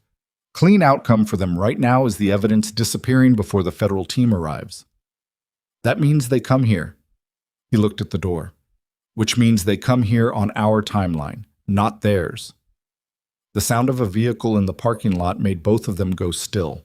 One set of headlights, moving slow. It pulled alongside the building and stopped. Damon moved to the side door and waited. 3 knocks. Spaced. 2, then 1. Mara exhaled. "Carlos," she said. She opened the door. The man who came in was compact and wide-shouldered, maybe 45, wearing a work jacket over a thermal shirt that had seen better days. Behind him came a woman of similar age with her hair pulled back and the deliberate economical movement of someone who had made a decision and was already past the point of reconsidering it. Between them, they were carrying a soft-sided case and a pack, and neither of them wasted time on pleasantries. Carlos looked at Damon. Damon looked at Carlos. The brief assessment of two men who had been in certain places and could read those places in each other. "Mara says you were naval special warfare," Carlos said. "Long time ago," Damon said. Carlos looked at the container on the table, at the dogs, at the building around him with the specific evaluation of a man who is figuring out how to defend a space. "We got maybe an hour before something happens," he said. It wasn't a question. "That's about right," Damon said. Carlos set the soft-sided case on the table beside the container and unzipped it. Inside, nested in a foam cutout, was a rifle, a LWR CM6A2, well-maintained, the kind of equipment a man keeps because he understands the difference between equipment and a prop. 2 magazines alongside it. His wife, her name was Patricia, she introduced herself with a handshake, firm and brief, set the pack down and unzipped it to reveal medical supplies, 2 radios on the same frequency, and 3 bottles of water. "Radio discipline," Carlos said, handing Damon one of the handsets. "We split the building. You take the side door. I take the front. Patricia runs comms from the basement with the dogs and the box." Damon looked at Mara. Mara looked at the radio in Damon's hand, then at her cousin, then at Damon. "He runs this kind of operation," she said. "I do the other kind. We don't argue about which is which." "Not arguing," Damon said. He clicked the radio. "Test." Carlos's handset clicked back. They moved to positions. Patricia took the container and both dogs down the basement stairs with a professionalism that told Damon she had been part of these decisions before. Hector went with her without resistance, which surprised him slightly. The dog had been oriented toward Damon since they left the Petromax lot, and this was the first time he'd accepted distance from him without any visible tension. Damon watched him go and thought, the dog knows this part is done. His part. He did his job, and now there are other people to handle what comes next. He didn't know if that was a projection or a reading. Maybe it didn't matter. Damon took the side door position. He set the chair at an angle that gave him sight lines to the parking lot and to the corridor leading to the front entrance. He checked the SIG. 15 in the magazine, 1 chambered. He was aware of the 2 magazines in his truck on the other side of town with the same specific annoyance you feel toward a problem that's already past fixing. The rain had slowed to intermittent. Through the window beside the door, the parking lot was wet and still under the orange wash of the single sodium light on the building's corner. His radio clicked once. Carlos's signal. Front is clear. Damon clicked back. Side is clear. He waited. 11 months of undercover work, a 2-year record hidden in the ground, a dead rancher, and a surviving dog. And a man he'd never heard of this morning named Victor Salcedo, who had a lawyer on retainer that had beaten 3 federal investigations. He thought about the man on the phone. The container needs to be returned to us. The language of ownership. The assumption of ownership. The particular confidence of men who had been operating without consequence for long enough that consequence had started to feel theoretical. He thought about the photograph Earl Whitmore had taken. Holt and Salcedo outside a warehouse, the ordinary daylight of an ordinary afternoon in New Mexico, 2 men who thought they were invisible. He thought about Hector on the end of a 3-foot chain. The sodium light in the parking lot went out, not gradually, not a flicker, not a dimming. It went out the way things go out when someone cuts the power to them, which was instantaneous and deliberate, and which told Damon, before anything else happened, that the next 30 seconds were going to be loud. He was already moving when the front door came in. The breach was professional, not the movie's version of kicking a door, but a handheld ram applied to the lock point, 1 strike, the door swinging hard and fast, and the 2 figures that came through it moving immediately left and right to clear the fatal funnel of the doorframe. Damon heard Carlos's voice cut across the radio. Not a signal. Words. Front, 2, moving left and right. And then the radio traffic compressed into something tactical and fast. Damon held the side door. The side door didn't come in. Nothing happened at the side door for 4 seconds, which was 3 seconds longer than it should have taken if someone was committed to hitting both entries simultaneously, which meant the second entry team was either running late or they were covering the side exit rather than breaching it, which meant they expected people to run for the side door and they wanted them to do that. Damon stepped back from the side door, moved to the interior corridor, took a position at the corner. From the front, in the dark, he could hear movement, controlled, deliberate, with the specific cadences of trained people who were not Briggs and not local. Salcedo had sent capable people. He'd had 4 hours and the resources to deploy them, and he'd used both. Carlos's voice on the radio. 2 down, 2 on the floor, I have them. 2 down meaning 2 prone and controlled, not 2 casualties. Damon read that from the tone. Confirm status, he said into the radio. Restrained, flex cuffed. Front is clear. A pause. Carlos is good. Then from outside the side door, clearly audible through the glass, a vehicle. 2 vehicles. Moving fast from the north end of the street and not decelerating. Damon looked through the window beside the side door and saw headlights. Blue headlights. LED light bars, the kind that mounted on federal vehicles, strobing against the wet street, and the building facades and the low belly of the clearing storm clouds and the blue and white pattern of federal law enforcement in movement. Behind him, he heard footsteps on the basement stairs. Mara came up first. She looked at the window, at the lights outside. She looked like a woman who has been holding her breath for 11 months. Early, Damon said. Oh, 335, she said. She had her phone in her hand and she was looking at it with an expression that was not quite relief and not quite the absence of tension, but something that existed in the specific space between them where you stand when something terrible has not quite finished yet, but has tipped irrevocably in the direction of over. He pushed the wheels down time. She looked up. My contact, he said. She stopped, pressed her lips together. He said he'd had this case on his desk for 14 months and he was done waiting. Outside, car doors. Voices, controlled and multiplying. Someone with a federal badge and a set of orders that had been cut in Albuquerque by a contact who had spent 6 weeks on administrative leave being furious about it, and who had apparently used that 6 weeks to make sure that when he moved with the kind of weight that didn't give anyone room to argue. Damon set his weapon on the conference table, muzzle pointed away from the door, and held his hands in the visible position of a man who understands the geometry of federal entry teams and has no interest in being mistaken for the problem. The front door opened. The agents came in. Later, much later, after the building had been secured, after the 2 men Carlos had restrained were in federal custody, after the side door had been opened and the parking lot filled with the organized activity of a federal operation arriving in force, Damon went back down to the basement. Patricia was sitting on a file box with her back against the wall and both dogs beside her. Atlas had his head in her lap. Hector was lying against her side with his eyes closed, his breathing slow and even. The breathing of an animal that has, for the first time in a very long time, allowed itself to actually rest. Patricia looked up at Damon. She had the steady, unsentimental quality of a woman who had been part of hard things and had come out knowing exactly what mattered. She looked at Hector, then at Damon. He asleep? Damon asked. About 5 minutes ago. She said it quietly, so as not to wake him. First time I've seen a dog fall asleep during a federal raid. Damon looked at Hector. The shepherd's breathing was slow and deep, the unconscious surrender of exhaustion finally permitted.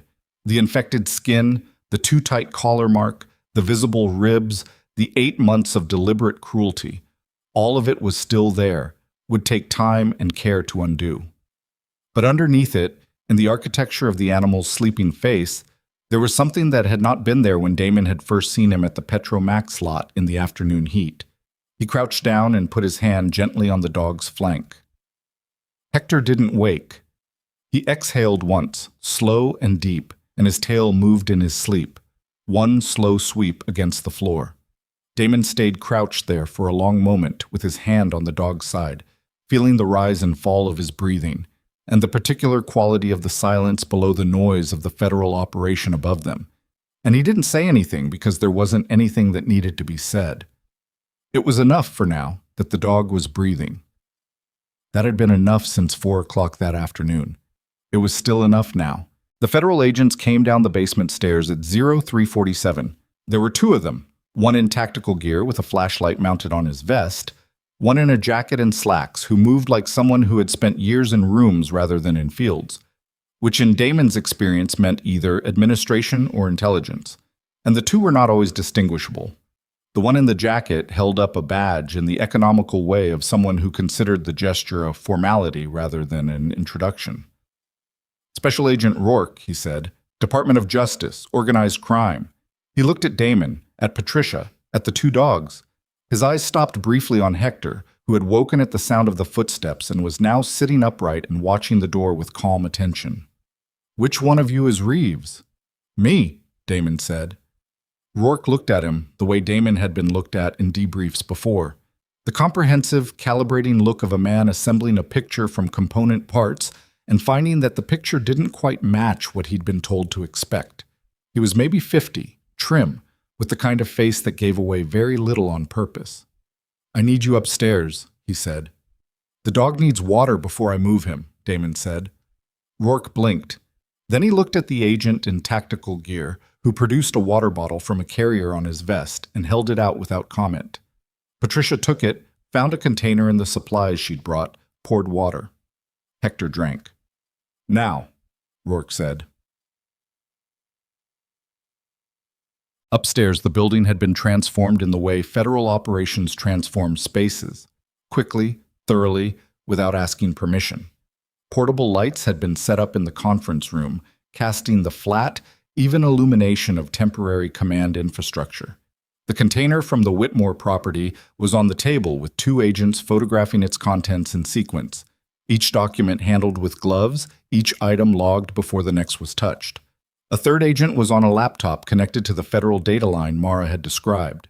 Through the front windows, Damon could see vehicles in the street, 5 of them, including 2 that were definitively federal by their profile and their plates. Mara was in the conference room, seated across from a woman in a DOJ jacket who was taking notes on a legal pad. She looked up when Damon came in, and the look communicated several things simultaneously. That she was fine, that things were moving, and that what came next was going to be complicated. Rourke directed Damon to a chair at the far end of the table. He sat across from him, set a recorder on the table between them, and stated the date, time, location, and both their names for the record with the practiced speed of someone who had done this thousands of times. "Walk me through it," Rourke said. "From the beginning." Damon walked him through it. He was concise.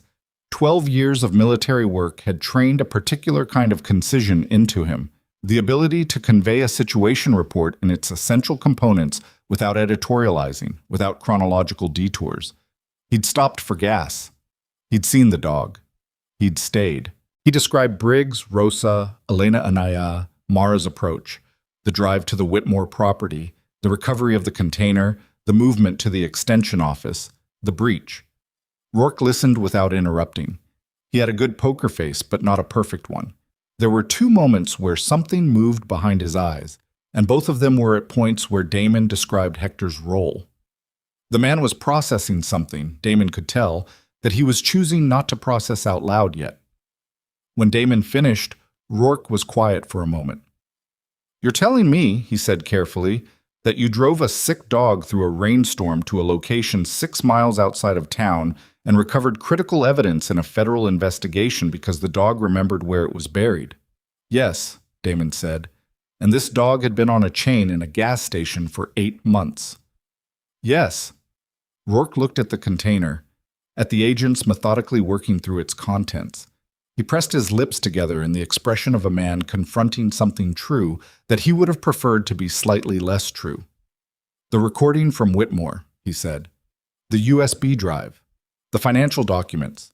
If they authenticate, and my people are telling me they're going to authenticate, this is the most significant single evidentiary package we've received in an organized crime case in this region in 7 years." "Okay," Damon said, "you understand what you stumbled into." I understand what I walked into, Damon said. I didn't stumble. Rourke looked at him. You want to parse that? I stopped because a dog was suffering. Everything after that was a response to what I found, not a plan I came in with. But I made choices along the way. I want you to understand those were choices, not accidents. Why does that distinction matter to you?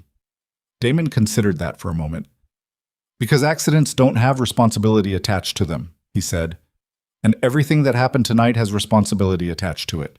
I want that on the record. Rourke studied him for a beat longer than the question required.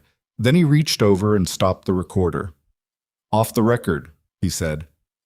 What's your background? It's in my service file. I don't have your service file. You could request it. Most of it would be redacted, Rourke said, given the units you served with, which tells me more than the unredacted parts would. He paused. Naval Special Warfare Development Group. That's what the plate run came back with. Former, Damon said. Retired. 4 years ago. 3.5. Rourke nodded, as if this confirmed something he'd already calculated. And now you drive between Odessa and Las Cruces doing roofing work for buddies. Sometimes. What else? Damon looked at him. That's a personal question. Rourke almost smiled. Not quite, but the near miss of it. It's a relevant question, because what you did tonight, the tactical management of this building, the communication you established with my colleague Mara, the way you controlled Briggs at the station without giving him anything actionable, that's not civilian behavior. That's not retired civilian behavior. Training doesn't uninstall, Damon said. No, Rourke said. It doesn't. He was quiet for a moment. You told the individual who called you on the unknown number that federal assets were in transit. You used that as an information weapon to alter their decision calculus. Yes. You couldn't have known that we'd actually be here in time for that to be true. I knew you were coming, Damon said. I didn't know when. But I knew that telling them you were coming was more useful than not telling them, regardless of the timeline. That's a significant gamble with the integrity of an active federal operation. The integrity of the operation was already at risk, Damon said. They knew where we were. They had people on the property, people in the alley, and a communication chain that reached to Santa Fe.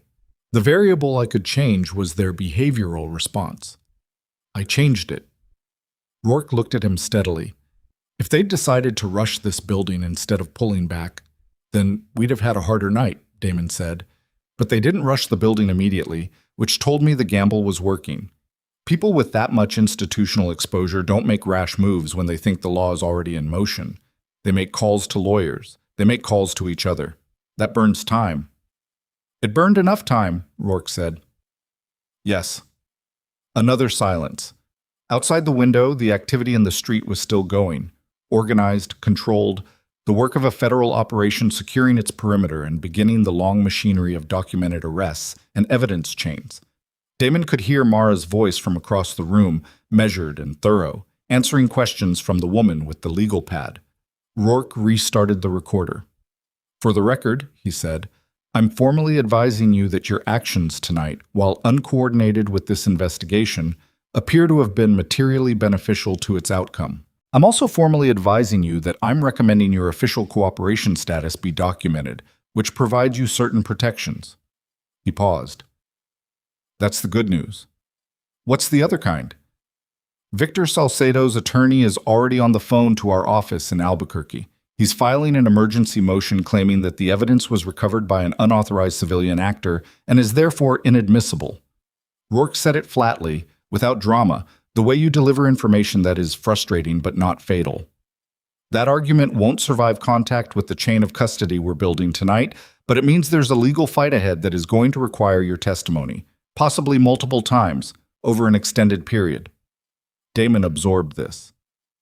How extended? Months, potentially longer, depending on how hard Salcedo's team fights. Rourke paused. Are you in a position to commit to that? Damon thought about Las Cruces, which he'd never reached, about the buddy in Odessa whose roof was presumably fixed, about the truck parked at the Petromax lot earlier today that was now at the clinic and needed to be retrieved, about the comfortable, purposeless looseness of the past 3.5 years, which had felt sometimes like freedom and sometimes like a different kind of chain.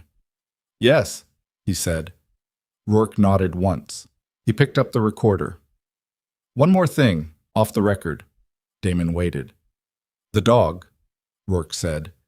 He was looking at Hector, who had followed Damon upstairs and was now lying under the conference table at Damon's feet. "The Whitmore estate. There's no next of kin on record. Earl Whitmore was unmarried, no children. His only brother died in 2019. He paused. "The dog is technically county property, currently under the custody of Deputy Dale Briggs, who as of 45 minutes ago is in federal custody himself." "So the chain of ownership is complicated," Damon said. "Very," Rourke said. "But in practical terms, county property seized in connection with a federal investigation passes into federal custody, and the federal government, in its infinite institutional wisdom, is not equipped to house a German shepherd." He paused. "I'm flagging this for you as something you might want to look into." Damon looked at Hector under the table. The dog looked back at him. "I'll look into it," Damon said. "What?" Briggs's arrest had not gone cleanly. This was the information that filtered into the Extension Office conference room over the next 2 hours in the compressed, selective way that information filtered through active federal operations. Not as a narrative, not in sequence, but in fragments that Damon assembled into a picture the way you assemble a damaged photograph. The pieces came from Mara, from fragments of radio traffic that Damon was close enough to catch, from a conversation between two agents near the window that they would have conducted more quietly if they'd registered him as someone with enough clearance to care. When the federal team had gone to the sheriff's department to execute Briggs's arrest warrant, a warrant that Rourke's office had pushed through on emergency judicial authorization in the hour before the team arrived in Cutter's Bluff, they'd found the station empty. Briggs had not returned from the Whitmore property. The patrol unit that had gone north with him had come back without him. The deputy who'd driven that unit, a young woman named Cortez, who had been with the department 8 months, had been sitting alone at the dispatch desk when the federal agents arrived, and she had, according to the fragment Damon overhead, immediately put her hands on the desk and said, "I want to talk to someone. I've wanted to talk to someone for a long time." Briggs had gone to ground somewhere in the county. That was the working assumption. The alternative, that he'd run for the highway and gotten past the 2 road units the federal team had positioned, was considered less likely given the road conditions and the coverage. Sheriff Calvin Holt had been arrested at his home at 4:15 in his bathrobe, with the composed stillness of a man who had known this night was theoretically possible for years and had decided to meet it with dignity. His attorney had been on the phone before the cuffs were on. He'd said nothing since. Victor Salcedo had been unreachable by phone. His Santa Fe office had a security system that logged federal warrant service at 0502. Whether Salcedo was in that building or had been informed by another channel before the warrant was served was a question that would require more time and more investigation to answer. The man from the Ram, the man Damon had spoken to in the alley, had been identified from the description Damon gave as a contract operative named Fitch, who had previously appeared on the periphery of 2 other federal investigations without ever being charged. He had not been in the alley when the federal team looked for him. His vehicle was not in town.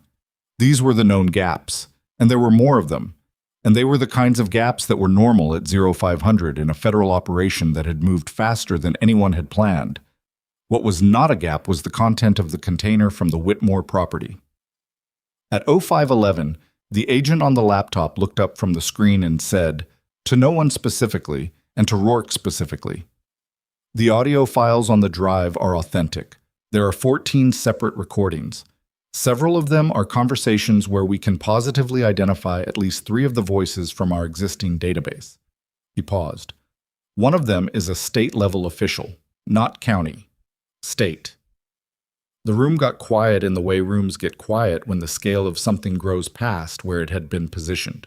Rourke looked at the ceiling for 1 second, then at his phone. Then he walked out of the room and made a call that lasted 11 minutes and that no one in the building heard the content of. When he came back in, he looked at Mara. "The scope of this case just changed," he said. "I know," she said. She said it with the exhausted flatness of someone who is not surprised and is too tired to perform not being surprised. "Santa Fe is going to take point on the state-level elements. which means I'm coordinating with a different office now, and the timeline on everything gets more complicated. He looked at Damon. Your testimony is now going to be relevant to a larger proceeding than we discussed earlier. You said months, Damon said. I said potentially longer, Rourke said. I'm updating that estimate. Damon looked at the container on the table, at the neat labeled photographs of its contents lined up in documented sequence, at the photograph of Holt and Salcedo outside the warehouse that Earl Whitmore had taken and printed on a home inkjet and sealed in a plastic bag 8 inches underground, trusting a dog to remember where it was. Okay, Damon said, pourtant. Just after 6 in the morning, in the gray pre-light of a desert dawn that came in sideways and washed everything the color of old pewter, Damon walked to the clinic on Mineral Street. He walked because he needed to, not because he couldn't get a ride. After 5 hours in the Agricultural Extension office, he needed to be outside, needed the air and the silence and the physical fact of ground under his feet and open sky above him, even if the sky was still doing the post-storm thing where the clouds sat low and dense and turned the light unflat. Atlas walked beside him. Hector walked on his other side. The dog's gait was still careful, still conserving. The careful, calculated movement of a body that knew its reserves were limited and was spending them wisely. But he was walking. Not stumbling, not being supported.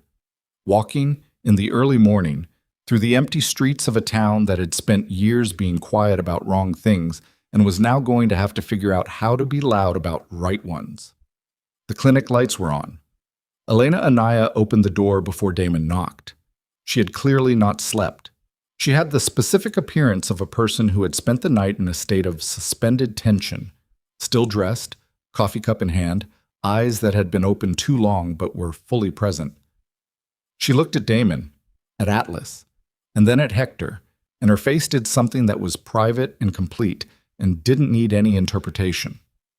She set the coffee cup down on the reception desk and crouched, and Hector walked to her the way an animal walks towards something familiar and safe.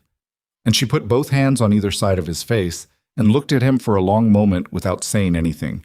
Then she said very quietly, "Earl would be glad." She stood up, looked at Damon, cleared her throat in the businesslike way of a person putting themselves back together. "Come inside. He needs a full examination and a real meal and more fluids." She was already moving back into the clinic interior. "How did it go?" "They have the evidence," Damon said. "Holt is in custody. Briggs is in the wind. They're looking for him." He followed her in. "The recordings on the USB. There's a state official on them." Elena's hands paused over a cabinet door. Then she continued opening it. "Earl mentioned that," she said. "He didn't tell me the name. He was being careful about what he told who." "Yes." A pause. "That's the thing about Earl. He was always... he was methodical. He thought about all of it. He thought about who would be safe knowing what." She took supplies from the cabinet. "He thought about me specifically. He gave me enough to act on, but not enough to be dangerous to know." She looked at the middle distance for a moment. "I didn't understand that at the time. I thought he was being private. He was being protective." Damon said nothing. He sat in the chair against the wall, the one meant for clients waiting while their animals were examined. And Atlas lay at his feet, and Hector climbed onto the examination table when Elena patted it, with less difficulty than he'd shown last night, which was something. "The federal agent," Damon said. "Rourke." He mentioned that Hector's ownership status is complicated, that he's technically county property in federal custody. Elena glanced at him over her shoulder. "I heard the legally complicated version. What's the practically uncomplicated version?" "That someone should adopt him," Damon said. Elena worked for a moment in silence. She was running her hands along Hector's spine in the methodical way of a physical assessment, and her face was doing the focused, professional thing it did when she was processing sensory information rather than emotional information. "You," she said. It wasn't quite a question. "Yes." "You were on your way to Las Cruces yesterday afternoon." "I was." "Do you have any particular attachment to Las Cruces?" Damon thought about it. "No." She looked at him fully then. "Where do you actually live, Damon?" A pause. "Right now? The truck, mostly." Elena held his gaze for a moment with the specific expression of a woman who has decided to say a true thing without dressing it up. "That's not a life," she said. "That's an absence of one." "I know," he said. She turned back to Hector. "He's going to need 6 to 8 weeks of consistent care before he's at anything close to his baseline. High-calorie food, regular medication for the skin infections, follow-up on the collar damage. He needs somewhere stable." She paused. "He needs someone stable." "I know," Damon said again. "Are you?" He thought about that with the same honest attention he'd been giving everything else in the last 18 hours. It was a fair question. 3.5 years of driving between jobs that didn't last, and people he was glad to see and gladder to leave, staying nowhere long enough to accumulate anything he'd miss. The truck, the dog, the gear, and the particular quality of not being anywhere that he'd told himself was freedom. "Getting there," he said. Elena made a sound that might have been the beginning of a laugh, brought back before it fully formed. "That might be the most honest thing anyone said to me in this clinic," she said. "And I work with animals." At 7:45 in the morning, a federal agent appeared at the clinic door with the information that Dale Briggs had been found. He'd driven into the desert on a ranch road 15 miles east of town and run out of gas. He was found sitting in his patrol vehicle with his service weapon on the passenger seat and his hands in his lap, and the look of a man who had driven away from everything he understood and arrived nowhere better. He'd gotten out of the vehicle when the federal unit approached and put his hands up before they asked him to, which was the behavior of a man who had been running on adrenaline and momentum and had felt both run out at approximately the same moment. He was in custody by 07:20. The agent who delivered this information to the clinic was a young woman, Cortez, the deputy from the sheriff's department, still in her county uniform but with a federal escort, who gave the uniform a different meaning now. She was somewhere in her mid-20s, with the look of someone who had been carrying a weight for 8 months and had put it down 6 hours ago and was still adjusting to the absence of it. She looked at Hector on the examination table. "I used to sneak him food," she said. "When Briggs wasn't watching, crackers usually. Whatever I had." She paused. "It wasn't enough." "No," Elena said, "but it was something." Cortez looked at the dog for another moment. Then she turned to Damon. "Special Agent Rourke wants you back at the extension office at 9. He has DOJ from Albuquerque on a video call, and he wants you present." "Okay," Damon said. He also said... She paused, in the way of someone relaying a message that is slightly outside normal operational language. "He said to tell you that the chain of custody argument from Salcedo's attorney has been formally rejected by the duty judge in Albuquerque. The argument was that evidence recovered by an unauthorized civilian is tainted. The judge's response was..." She stopped again. Something close to a smile moved across her face, quickly suppressed. The judge's response was that the only thing tainted in this case is 12 years of county administration, and that a private citizen's recovery of physical evidence from private property does not constitute an unauthorized search under existing precedent. She paused. "He cited 4 cases. "Good judge," Damon said. "Apparently he's been on the bench 23 years and has strong opinions about organized crime in rural New Mexico," Cortez said. She left. Elena watched her go. "She'll be okay," Elena said. It had the quality of something said for herself as much as for the room. "Probably," Damon said. "She made the right call when it mattered." "She did." Elena looked at Hector. "So did you." Damon stood up. He checked the time. An hour and change before the 9 o'clock call. He needed coffee, a change of clothes, and his truck from wherever Rosa had been kind enough to leave it. He'd gotten a text at 6 from an unknown number that was Rosa's, brief and characteristic. "Your truck is at the clinic. Keys under the mat. Don't say I did anything." He needed to eat something. He needed, at some point in the near future, to sleep. "I'll be back by noon," he told Elena. "Hector will be here," she said. He was at the door when she said his name. He turned. She was standing beside the examination table with one hand resting on Hector's back, and the expression of someone who has been deciding whether to say a thing for the last 20 minutes and has decided. "Earl told me something," she said, "the last time I saw him. He said he didn't know if what he was doing was brave or just stubborn, and he couldn't tell the difference anymore. She paused. I think about that a lot. Damon looked at her, at Hector, who was looking at him with steady amber eyes. I think, Damon said, that at a certain point they're the same thing. He went out into the morning. The 9 o'clock video call lasted 2 hours and 40 minutes. Rourke's counterpart from Albuquerque was a woman named Delgado who ran organized crime cases with the particular intensity of someone who had been building towards something for a long time and could now see the shape of it clearly. She had questions for Damon that were pointed, specific, and showed she'd read everything Rourke had sent in the 6 hours since the operation, which was a significant quantity of material to absorb at that speed. She asked about the man in the alley, about the phone call from the unknown voice, about exactly what Damon had said and exactly how the man on the phone had responded, because the responses were going to help them map the communication chain above Briggs and Holt. The language he used, Delgado said from the screen. The container needs to be returned to us. Tell me again how he said that. Tone, pacing. Measured, Damon said. Not panicked, like he was reciting something that had been agreed upon in advance. The language felt prepared, which suggests he'd discussed the scenario, the possibility that the evidence was recovered by someone outside their network before tonight. Yes, which means they knew it was a possibility before I showed up.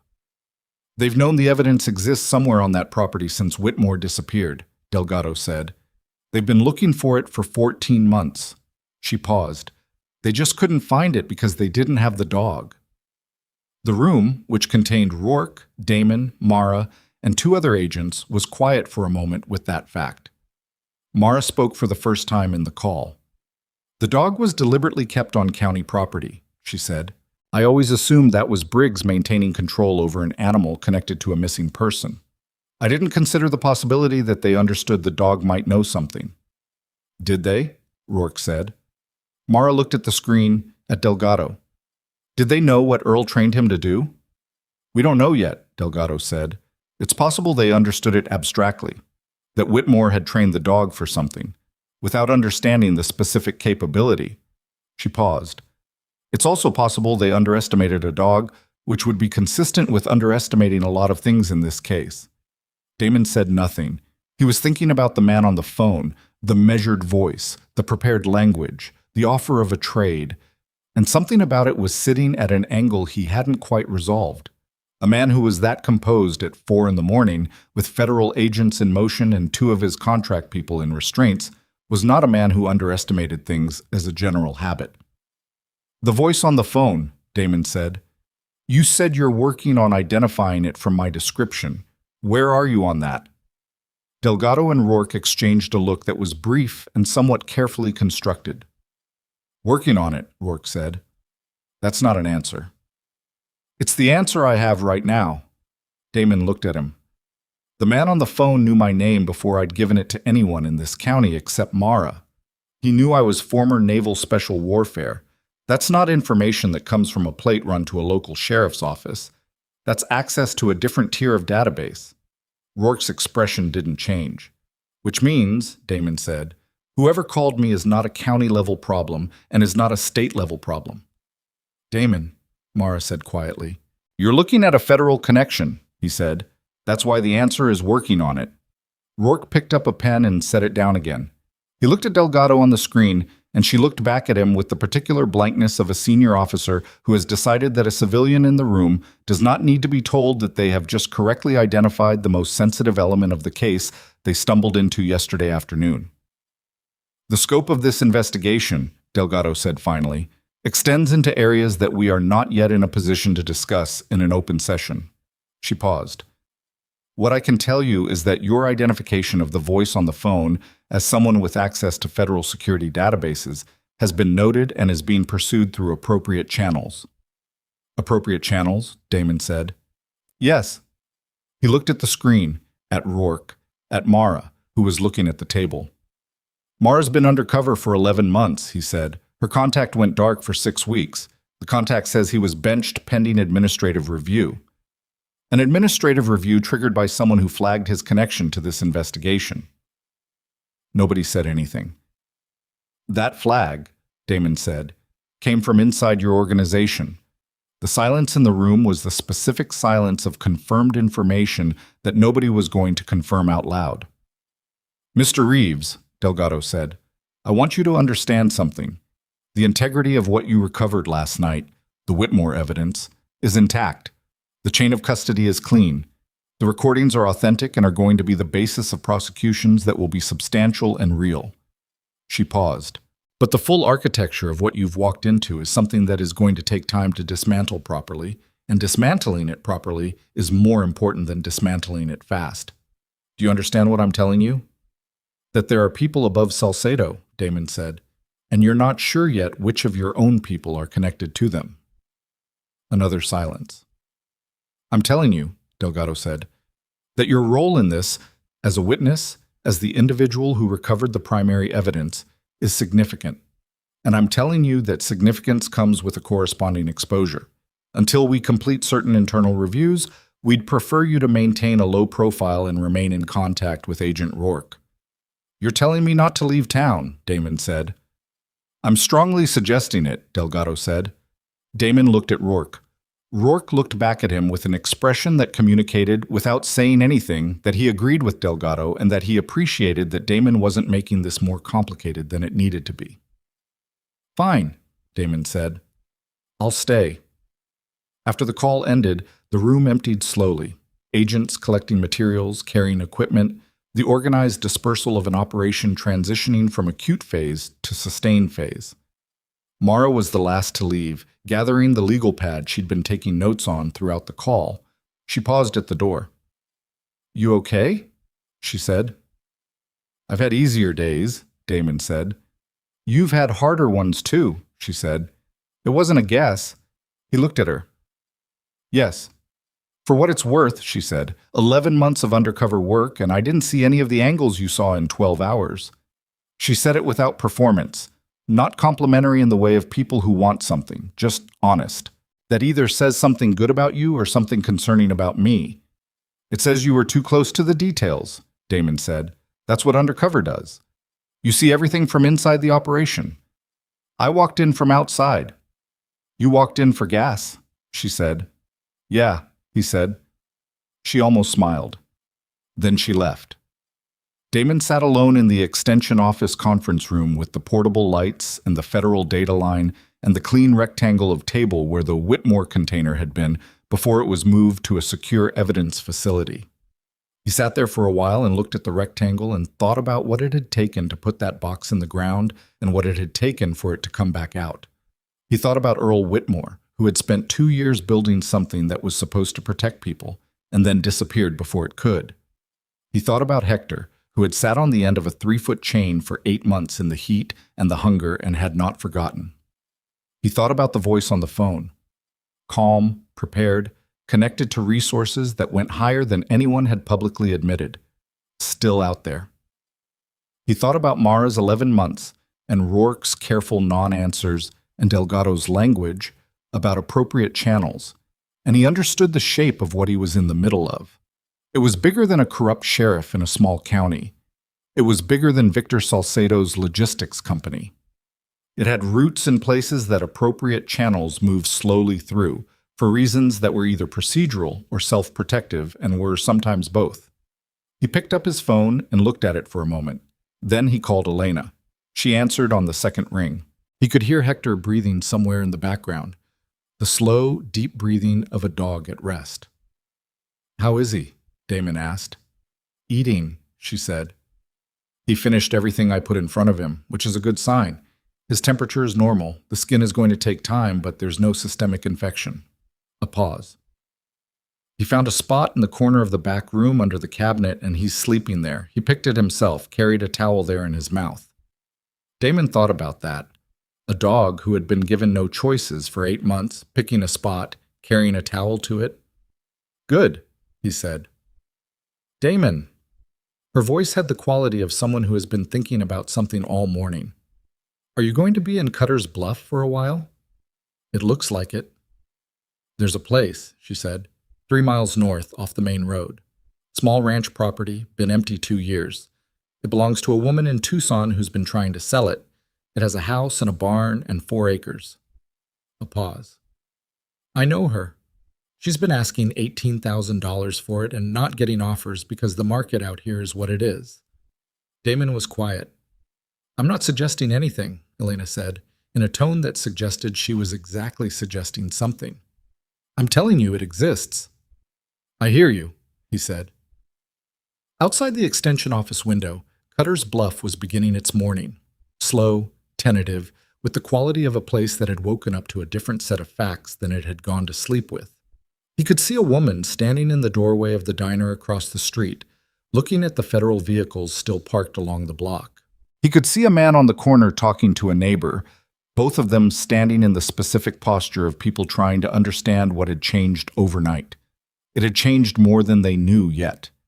That was the nature of these things. The visible change, the arrests and the vehicles and the federal agents in the street, was the surface of something that would take months and years to fully work its way through to the light. But it was working. I'll come by around noon, Damon said. Like I said. He'll be awake by then, Elena said. He's going to want to see you. Damon looked at the empty rectangle on the conference table where the evidence had been.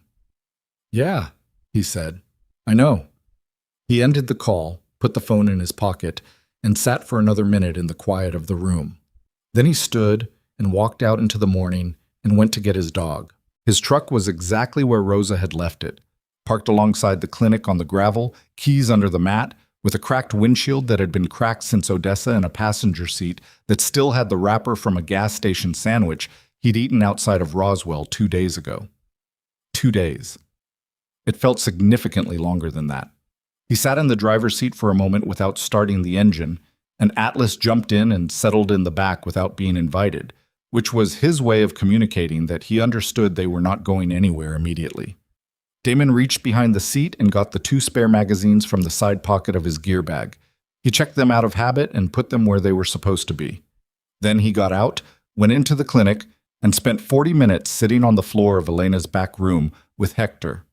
The dog had indeed found the corner under the cabinet. He dragged an old towel there. Elena had no explanation for how he'd located the towel, which had been on a low shelf in the supply room, except that it appeared Hector had spent some of his recovery time quietly investigating his surroundings, which Elena described with a sort of professional appreciation for the initiative. The spot was specific in the way that animals are specific about chosen spots, not random, but positioned with clear logic. Low, sheltered on 3 sides, with a sightline to the door. A place from which you could see what was coming without being the first thing seen. Damon sat cross-legged on the floor outside the towel's perimeter and didn't push in. Hector watched him from the corner with those amber eyes, and after about 2 minutes he came out on his own and put his head in Damon's lap with the directness of an animal that has decided, without any remaining ambiguity, where its gravity is. Damon sat there with his hand on the dog's head and let the morning exist around them. He wasn't thinking about anything in particular, which was unusual for him. He was a man who generally had something running in the background, a tactical overlay on whatever was happening, a secondary process evaluating angles and exits and the reliability of the people in the room. 3.5 years retired, and that hadn't changed. It was just the way his mind worked now, the permanent rewiring of sustained operational work, and he'd made his peace with it mostly. But for those 2 minutes on the floor of Elena's back room, with Hector's weight in his lap and the sound of the clinic settling in the morning and Atlas's occasional exhalation from the doorway where he'd positioned himself, there was nothing running, just the present moment, which was sufficient. He drove to the motel on the south end of town at 9:40 and paid for 3 nights with cash because Rourke's instruction to stay in Cutter's Bluff was going to require somewhere to sleep that wasn't the truck. The motel was called the Desert Rest, which was the kind of name that described an aspiration rather than a reality. The room smelled of old carpet, and the AC unit in the window rattled at a frequency that was just below actively irritating. But the bed was real, and the shower was hot, and the parking lot had a single sodium light that let him see his truck from the window, which was enough. He slept for 4 hours. He woke up because his phone rang. Rourke. "Salcedo," Rourke said when Damon answered. Damon sat up, looked at the window, 2:15 in the afternoon. Outside, the desert was doing its post-storm thing, where the air was washed and the light came back hard and specific, everything clarified by the passage of water. What about him?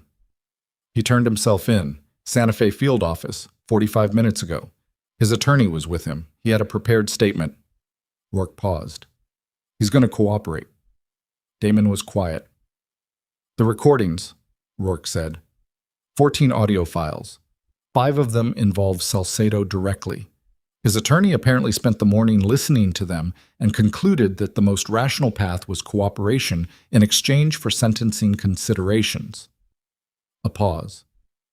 Salcedo's rational. Whatever else he is, he's rational. He understood that fighting this particular evidence package was going to cost him everything and lose anyway.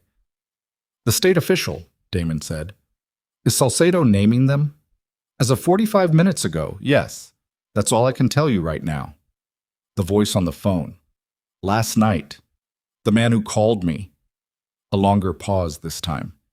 Working on it is still accurate, Rourke said, but the shape of it is becoming clearer. He didn't say more than that. Okay, Damon said.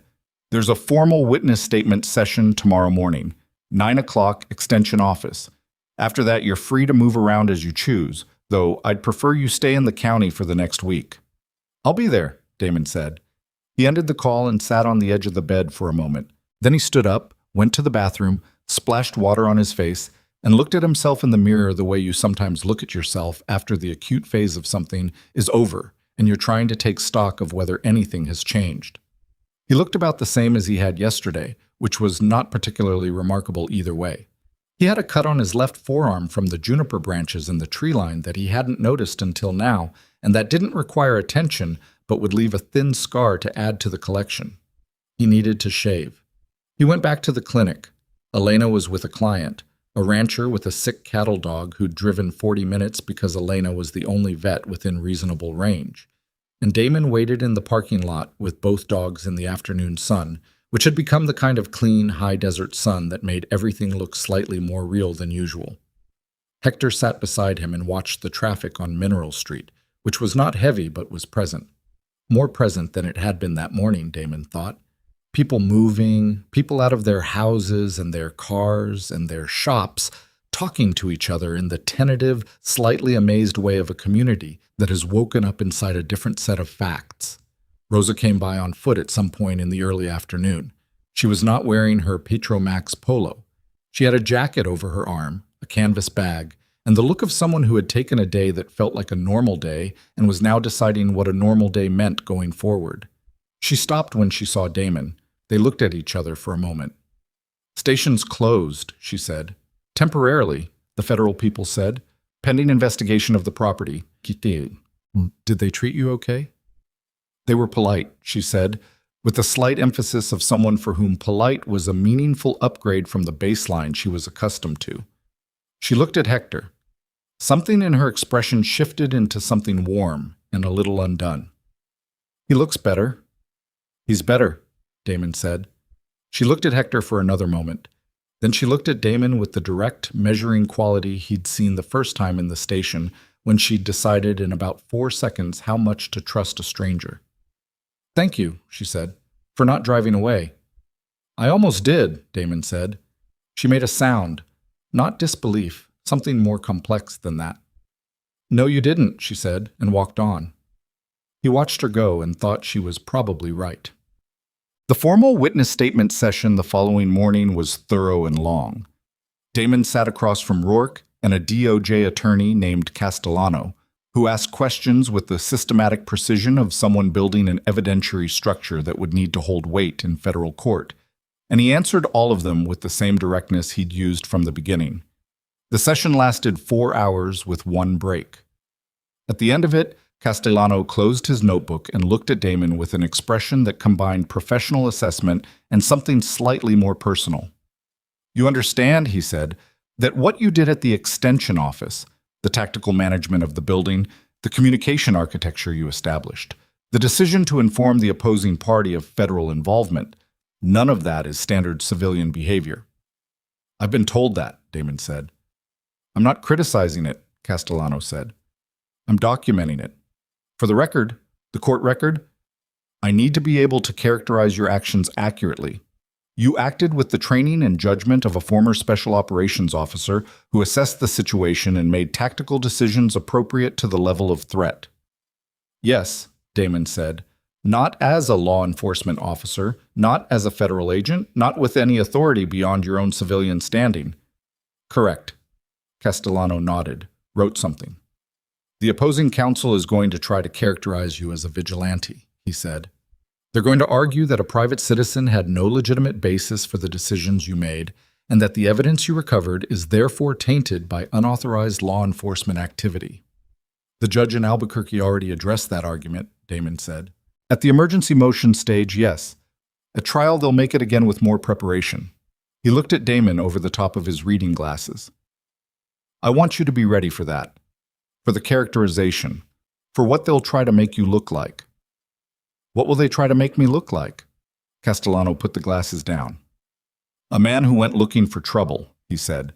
A man with a military background and a particular skill set, who saw an opportunity for a particular kind of action and took it. Damon looked at him. I stopped for gas, he said. I saw a dog suffering and I didn't leave. Everything that followed was a response to what I found. I know that, Castellano said. You need to be able to say it the same way every time, without anger, without defensiveness, without elaboration. He paused. Can you do that? Yes, Damon said. Castellano studied him for a moment. I believe you, he said. Outside the extension office after the session, Rourke stood with Damon in the parking lot for a few minutes in the way that men sometimes stand together after something has been completed and before the next thing has been named. The morning was clear and mild, the desert having exhaled whatever tension the storm had brought in. The voice on the phone, Damon said. Rourke looked at the street. We're getting there. That's not the same as working on it. No, Rourke said. He was quiet for a moment. There's an individual, a federal contract administrator. His role gave him access to security databases for legitimate purposes related to infrastructure contracting. We believe he accessed your service record through that channel after receiving a call from Salcedo's network, which confirms the connection between Salcedo and federal-level corruption that Whitmore's documentation only implied. He paused.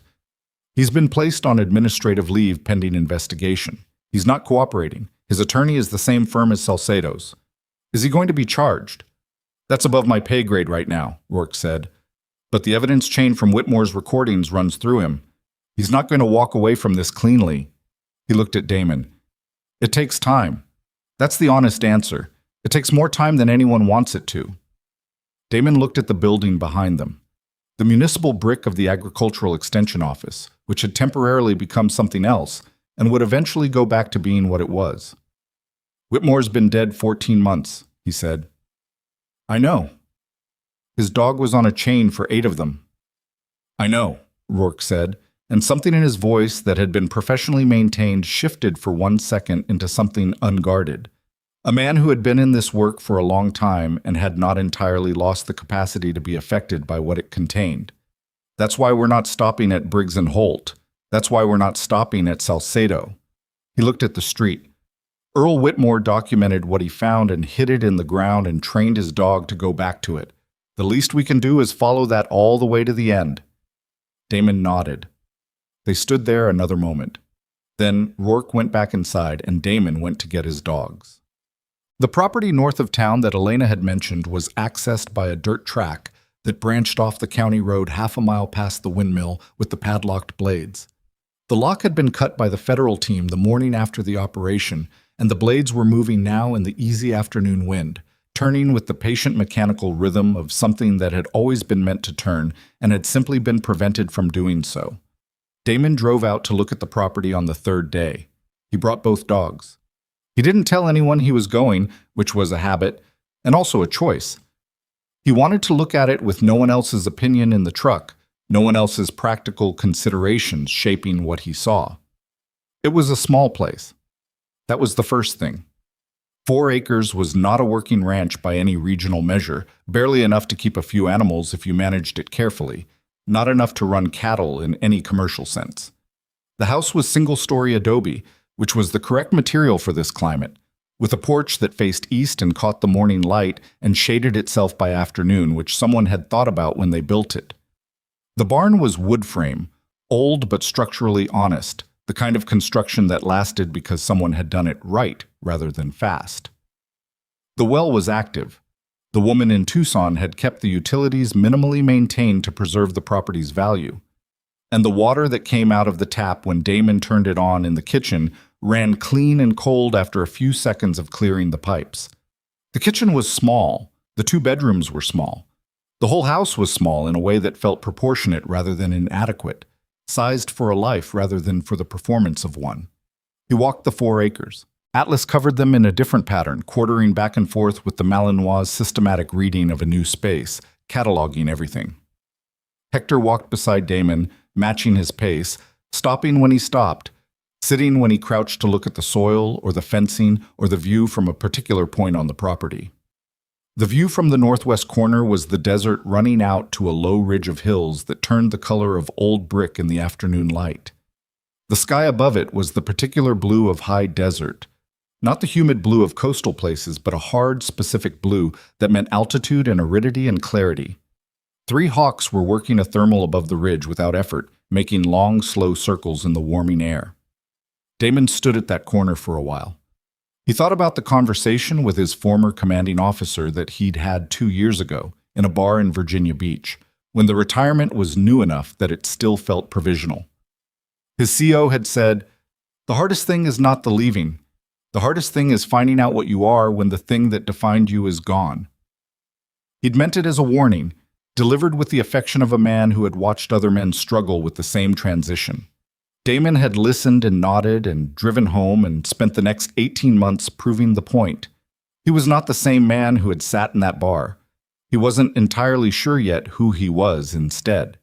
But standing at the northwest corner of 4 acres in the high desert of New Mexico with a retired Malinois quartering the scrub brush and a German shepherd sitting quietly at his knee, he had a clearer sense of the direction than he'd had in 3.5 years.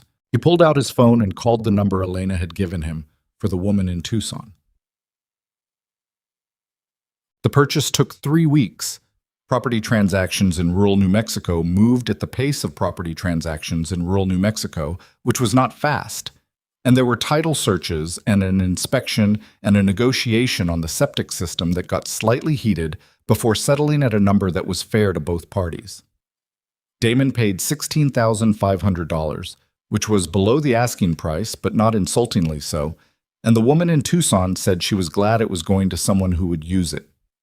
During those 3 weeks, Damon slept at the Desert Rest and spent his days at the clinic with Elena, learning Hector's care requirements with the same methodical thoroughness he brought to everything he needed to know. Elena was a good teacher in the way that competent people are good teachers. She explained things once, clearly, without condescension, and trusted him to retain them. He retained them. He also appeared twice more in formal sessions with Rourke and Castellano, and once in a video call with Delgado in Albuquerque that lasted 2 hours and covered the federal contractor whose name was Pruitt, and who had, in the 3 weeks since the night at the extension office, been formally charged with unauthorized access to protected federal databases and with conspiracy charges related to Salcedo's network. Pruitt had hired his own attorney separate from the Salcedo firm, which Delgado characterized as significant.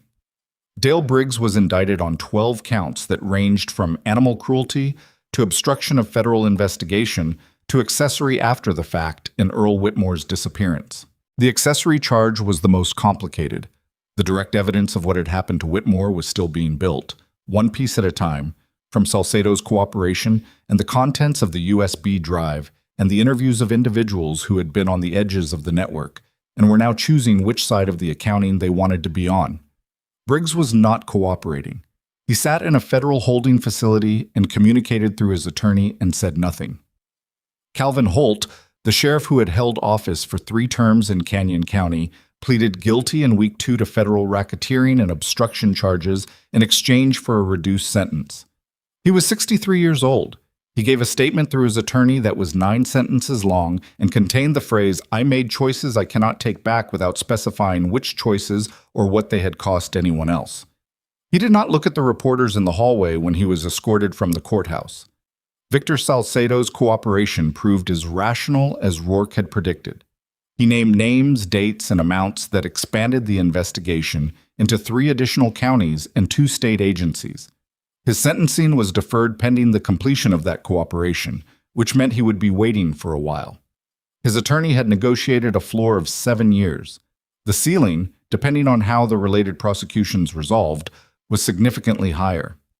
Salcedo appeared to understand this arithmetic and had chosen the option that gave him a number he could see the end of, which said something about him that Damon didn't spend much time analyzing. Rosa was interviewed 3 times and filed a separate complaint regarding working conditions at the Petromax during the period of Briggs's involvement with the station. The federal team connected the station's ownership structure to a shell company that had served as a minor money movement vehicle in Salcedo's network, which meant the station was seized pending further investigation. Rosa was hired by the diner on the main street the following week, where the owner had known her for 15 years and had, in her words, been waiting for her to be available.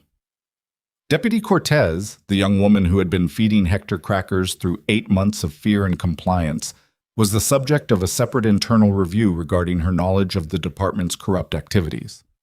The review concluded that she had known something was wrong, had not reported it, and had not participated in it, a distinction that mattered legally, if not entirely morally, and that she appeared to understand the weight of, judging by the way she carried herself in the weeks following.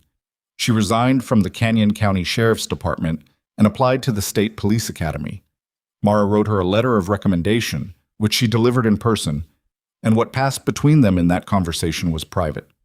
Mara herself came out of her undercover status formally in week 2, which meant she could move through Cutter's Bluff as herself, which she did with the slight adjustment of someone re-inhabiting their own name after a long period of answering to a different one. She was commended in writing by Delgado's office. She took a week off, which was the first week she had taken off in 11 months, and spent it at Carlos and Patricia's house on the edge of town. Damon saw her occasionally in the weeks that followed at the extension office for sessions with Rourke, at Elena's clinic once where she came ostensibly to ask Elena something and spent 45 minutes sitting on the floor with Hector in a way that was clearly not about the question she'd come to ask. She was not okay, exactly. She was the way people are after sustained undercover work, which was functional and slightly hollowed and working towards something that hadn't been given a name yet. Damon recognized it without saying so, and she recognized that he recognized it, and they didn't discuss it because they were both people who didn't discuss things like that out loud, which was its own kind of understanding. Carlos and Patricia became a regular presence at the property once Damon moved in. Carlos because he had opinions about the barn's structural weaknesses and what to do about them. Patricia because she brought food on Tuesdays without explaining why, and they had stopped asking. The food was always good. The company was the kind of company that doesn't require constant maintenance. Elena came out twice a week for Hector's checkups, which stretched from twice a week to once every 2 weeks as the dog's recovery progressed through its stages. The infected skin healed, slowly and imperfectly. There was going to be permanent scarring along the right flank where the worst of it had been, bald patches that the fur grew back around rather than over. The weight came back in increments. The muscle returned more slowly than the weight, which was normal, and by week 5 he could cover the 4 acres at a pace that was not yet a run, but was something decisively past a walk. He still slept in the corner of whatever room Damon was in. He had found the equivalent spot in every room of the house, the corner by the desk in the small room that Damon used as an office, the corner near the back door in the kitchen, the foot of the bed at night where he arranged himself with a care that suggested he had thought about the optimal position and chosen it deliberately. He monitored exits. He monitored Damon. He monitored Atlas, whom he had arrived at something with that was not quite friendship and not quite deference, but was functional and mutual and worked. Atlas, for his part, had adjusted to the property with the adaptability of a dog who had operated in enough different environments that a new one simply required a new map. He had the hip dysplasia and the scar and the 9 years, but he moved through the 4 acres with a proprietary confidence that made clear he considered the property understood and his. He was occasionally stiff in the mornings when the desert night had been cold. He accepted Damon's attention to that stiffness with the dignified patience of an animal who has made peace with the costs of the work he used to do. It was not a perfect arrangement. It was several imperfect things that fit together in the ways that mattered. The call came on a Tuesday morning in the 7th week, while Damon was replacing a section of fence on the west side of the property, and Hector was investigating a burrow entrance near the fence line with the focused professional attention of an animal with something to prove. "Rourke." "Pruitt," Rourke said without preamble. He flipped. Damon set the fence post driver down. "When?" "Late last night. His attorney negotiated terms with the Santa Fe office. He's going to give us the full communication chain. Who called him? When? What was said? What he was asked to access." A pause. "The chain goes above Salcedo, 2 levels above." Damon was quiet. "It touches the state capitol in ways that are going to be significantly uncomfortable for several people," Rourke said. "And it touches one federal agency that I'm not able to name on this call, but whose involvement, when it becomes public, is going to be the most significant public accountability event in this state in a generation." Another pause. "Earl Whitmore documented the edges of it. He didn't know how far in it went. He knew enough to know it was dangerous, and he was right about that." "He was right about everything," Damon said. "Yes," Rourke said. "He was." A silence. "I wanted you to know, before it becomes public, probably in the next 48 hours. He paused. "It starts from him, legally, evidentially, factually. It all starts from what he built and hid in the ground. That's going to be on the record." Damon looked at the property around him, the 4 acres of high desert, the house with its east-facing porch, the barn that needed reinforcement but was structurally honest. Hector 15 feet away, nose in the dirt, tail moving in the slow sweep of interest. Atlas on the porch, watching him from the shade with dark eyes that tracked his position the way they always tracked his position. "Thanks for telling me," Damon said. "One more thing," Rourke said. "The Whitmore estate. No next of kin, as we discussed. The estate has gone through probate, and the property has been transferred to county custody pending auction. The dog was formally transferred to your custody 6 weeks ago. That paperwork went through the county shelter system, which I'm told was technically a 5-day hold that Elena Anaya expedited through a contact she has in animal control, so you've actually owned him since day 4. A pause. "In case that was unclear." "It was clear," Damon said. "The FBI's Victim Services Unit is going to contact you about the Whitmore case formally. He's being classified as a victim of organized criminal activity, which means his name and his work will be part of the official record of this investigation and all subsequent prosecutions." Rourke was quiet for a moment. "He deserves to be on the record." "Yes," Damon said. "He does." He ended the call and stood in the desert morning with the fence post driver in one hand and his phone in the other, and the sun coming in at the hard, specific angle of mid-morning in the high desert. And he thought about Earl Whitmore, who had stood somewhere on or near this land with the same sun on him, and had decided that the things he knew could not be carried quietly, that the record had to be built, that someone needed to know, even if the knowing cost everything. He thought about what it meant to carry something that heavy alone. He thought about Hector, who had been alone with it for 8 months and had not let go. He looked at the dog, who had given up on the burrow, and was now sitting in the open and looking at Damon with the patient, unhurried attention of an animal who has decided on its person and has no further questions about the arrangement.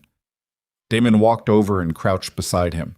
He put his hand on the dog's head on the course of his recovered fur where the scarring ran beneath it, and Hector leaned into the pressure with the uncomplicated certainty of an animal that trusts without condition. "Okay," Damon said. "Come on." They walked back toward the house together.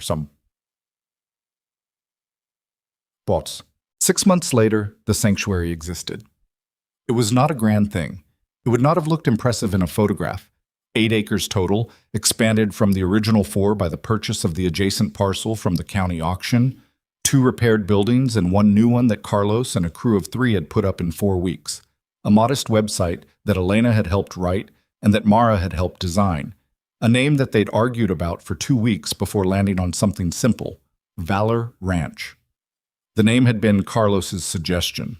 He'd offered it at the kitchen table one Tuesday while Patricia was setting out food, and Damon was looking at the property map and trying to figure out where to put the additional kennels, and he'd said it without ceremony, the way he said most things, and the table had been quiet for a moment, and then nobody had argued and it had been decided.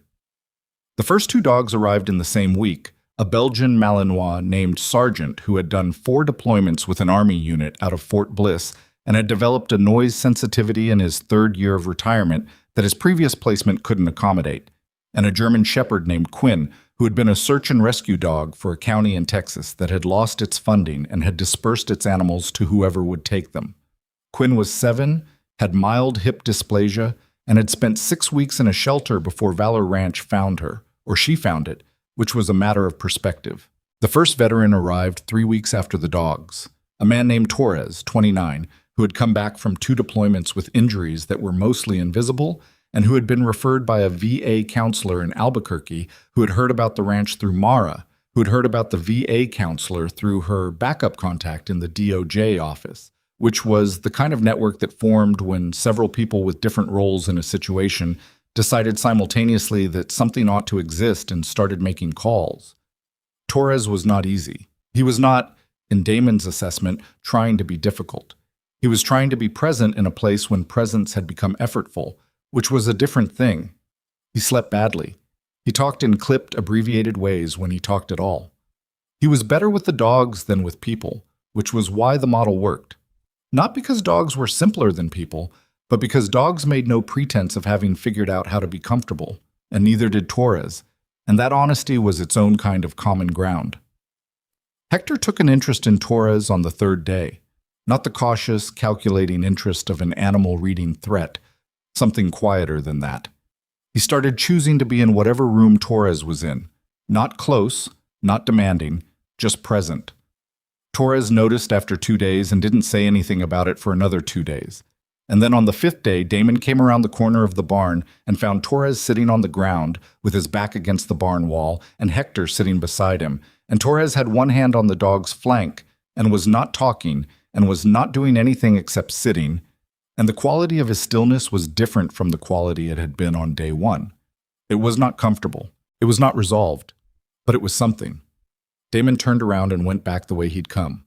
Elena came out twice a week, for Hector's continuing checkups initially, then for Quinn and Sargent, then to see how Torres was eating because she had opinions about how people recovering from invisible injuries needed to eat, and she expressed those opinions through food brought in containers, delivered without comment.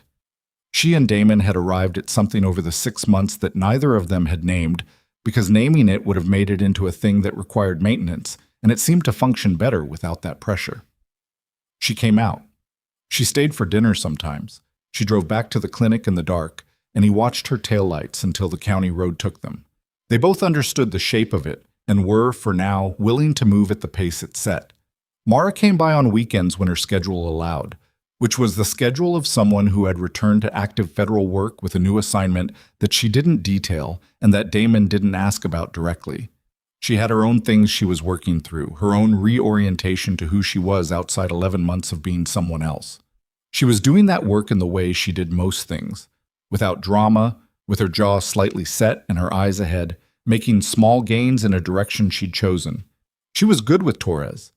They understood each other in the economical way of people who had both been in sustained high-pressure situations and both came out somewhat changed and were still in the middle of the accounting. Carlos and Patricia came on Tuesdays. The food was still always good. Work called occasionally with updates on the legal proceedings, which moved at the pace of federal legal proceedings, which was slow and thorough and would eventually arrive somewhere that mattered.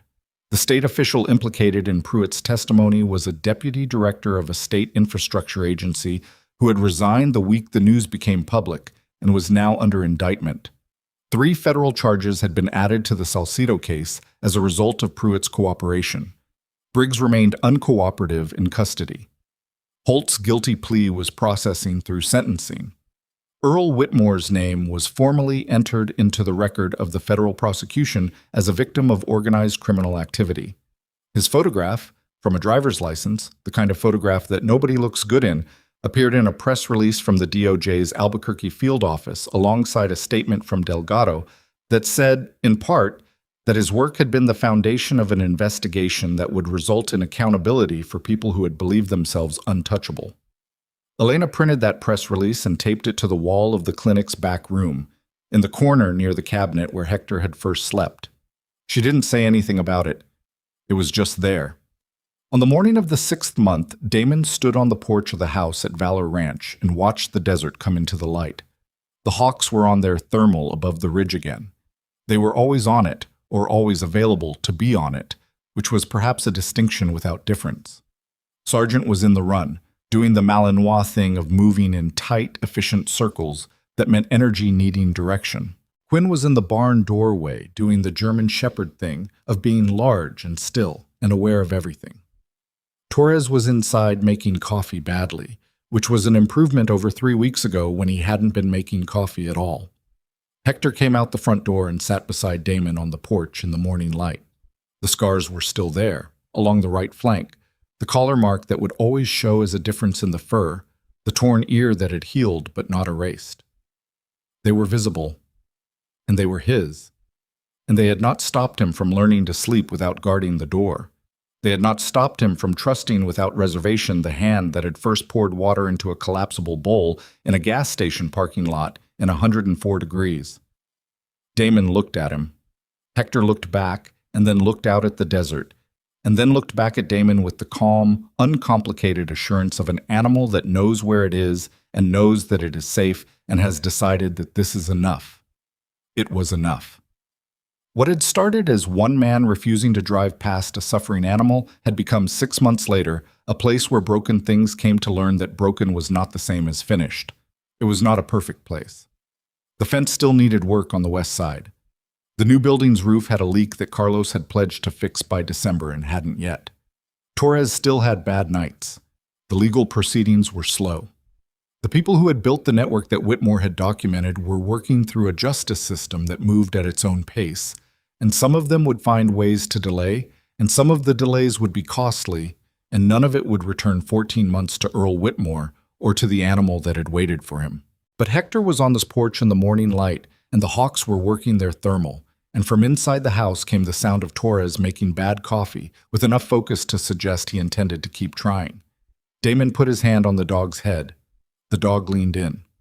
The desert ran out to its ridge, unhurried and old and indifferent to everything that happened on it, and the light came in at the angle that made it look briefly like the most clarified version of itself, and the morning continued. The measure of a person is not what they do when it is easy or expected. It is what they choose when no one requires them to choose anything at all.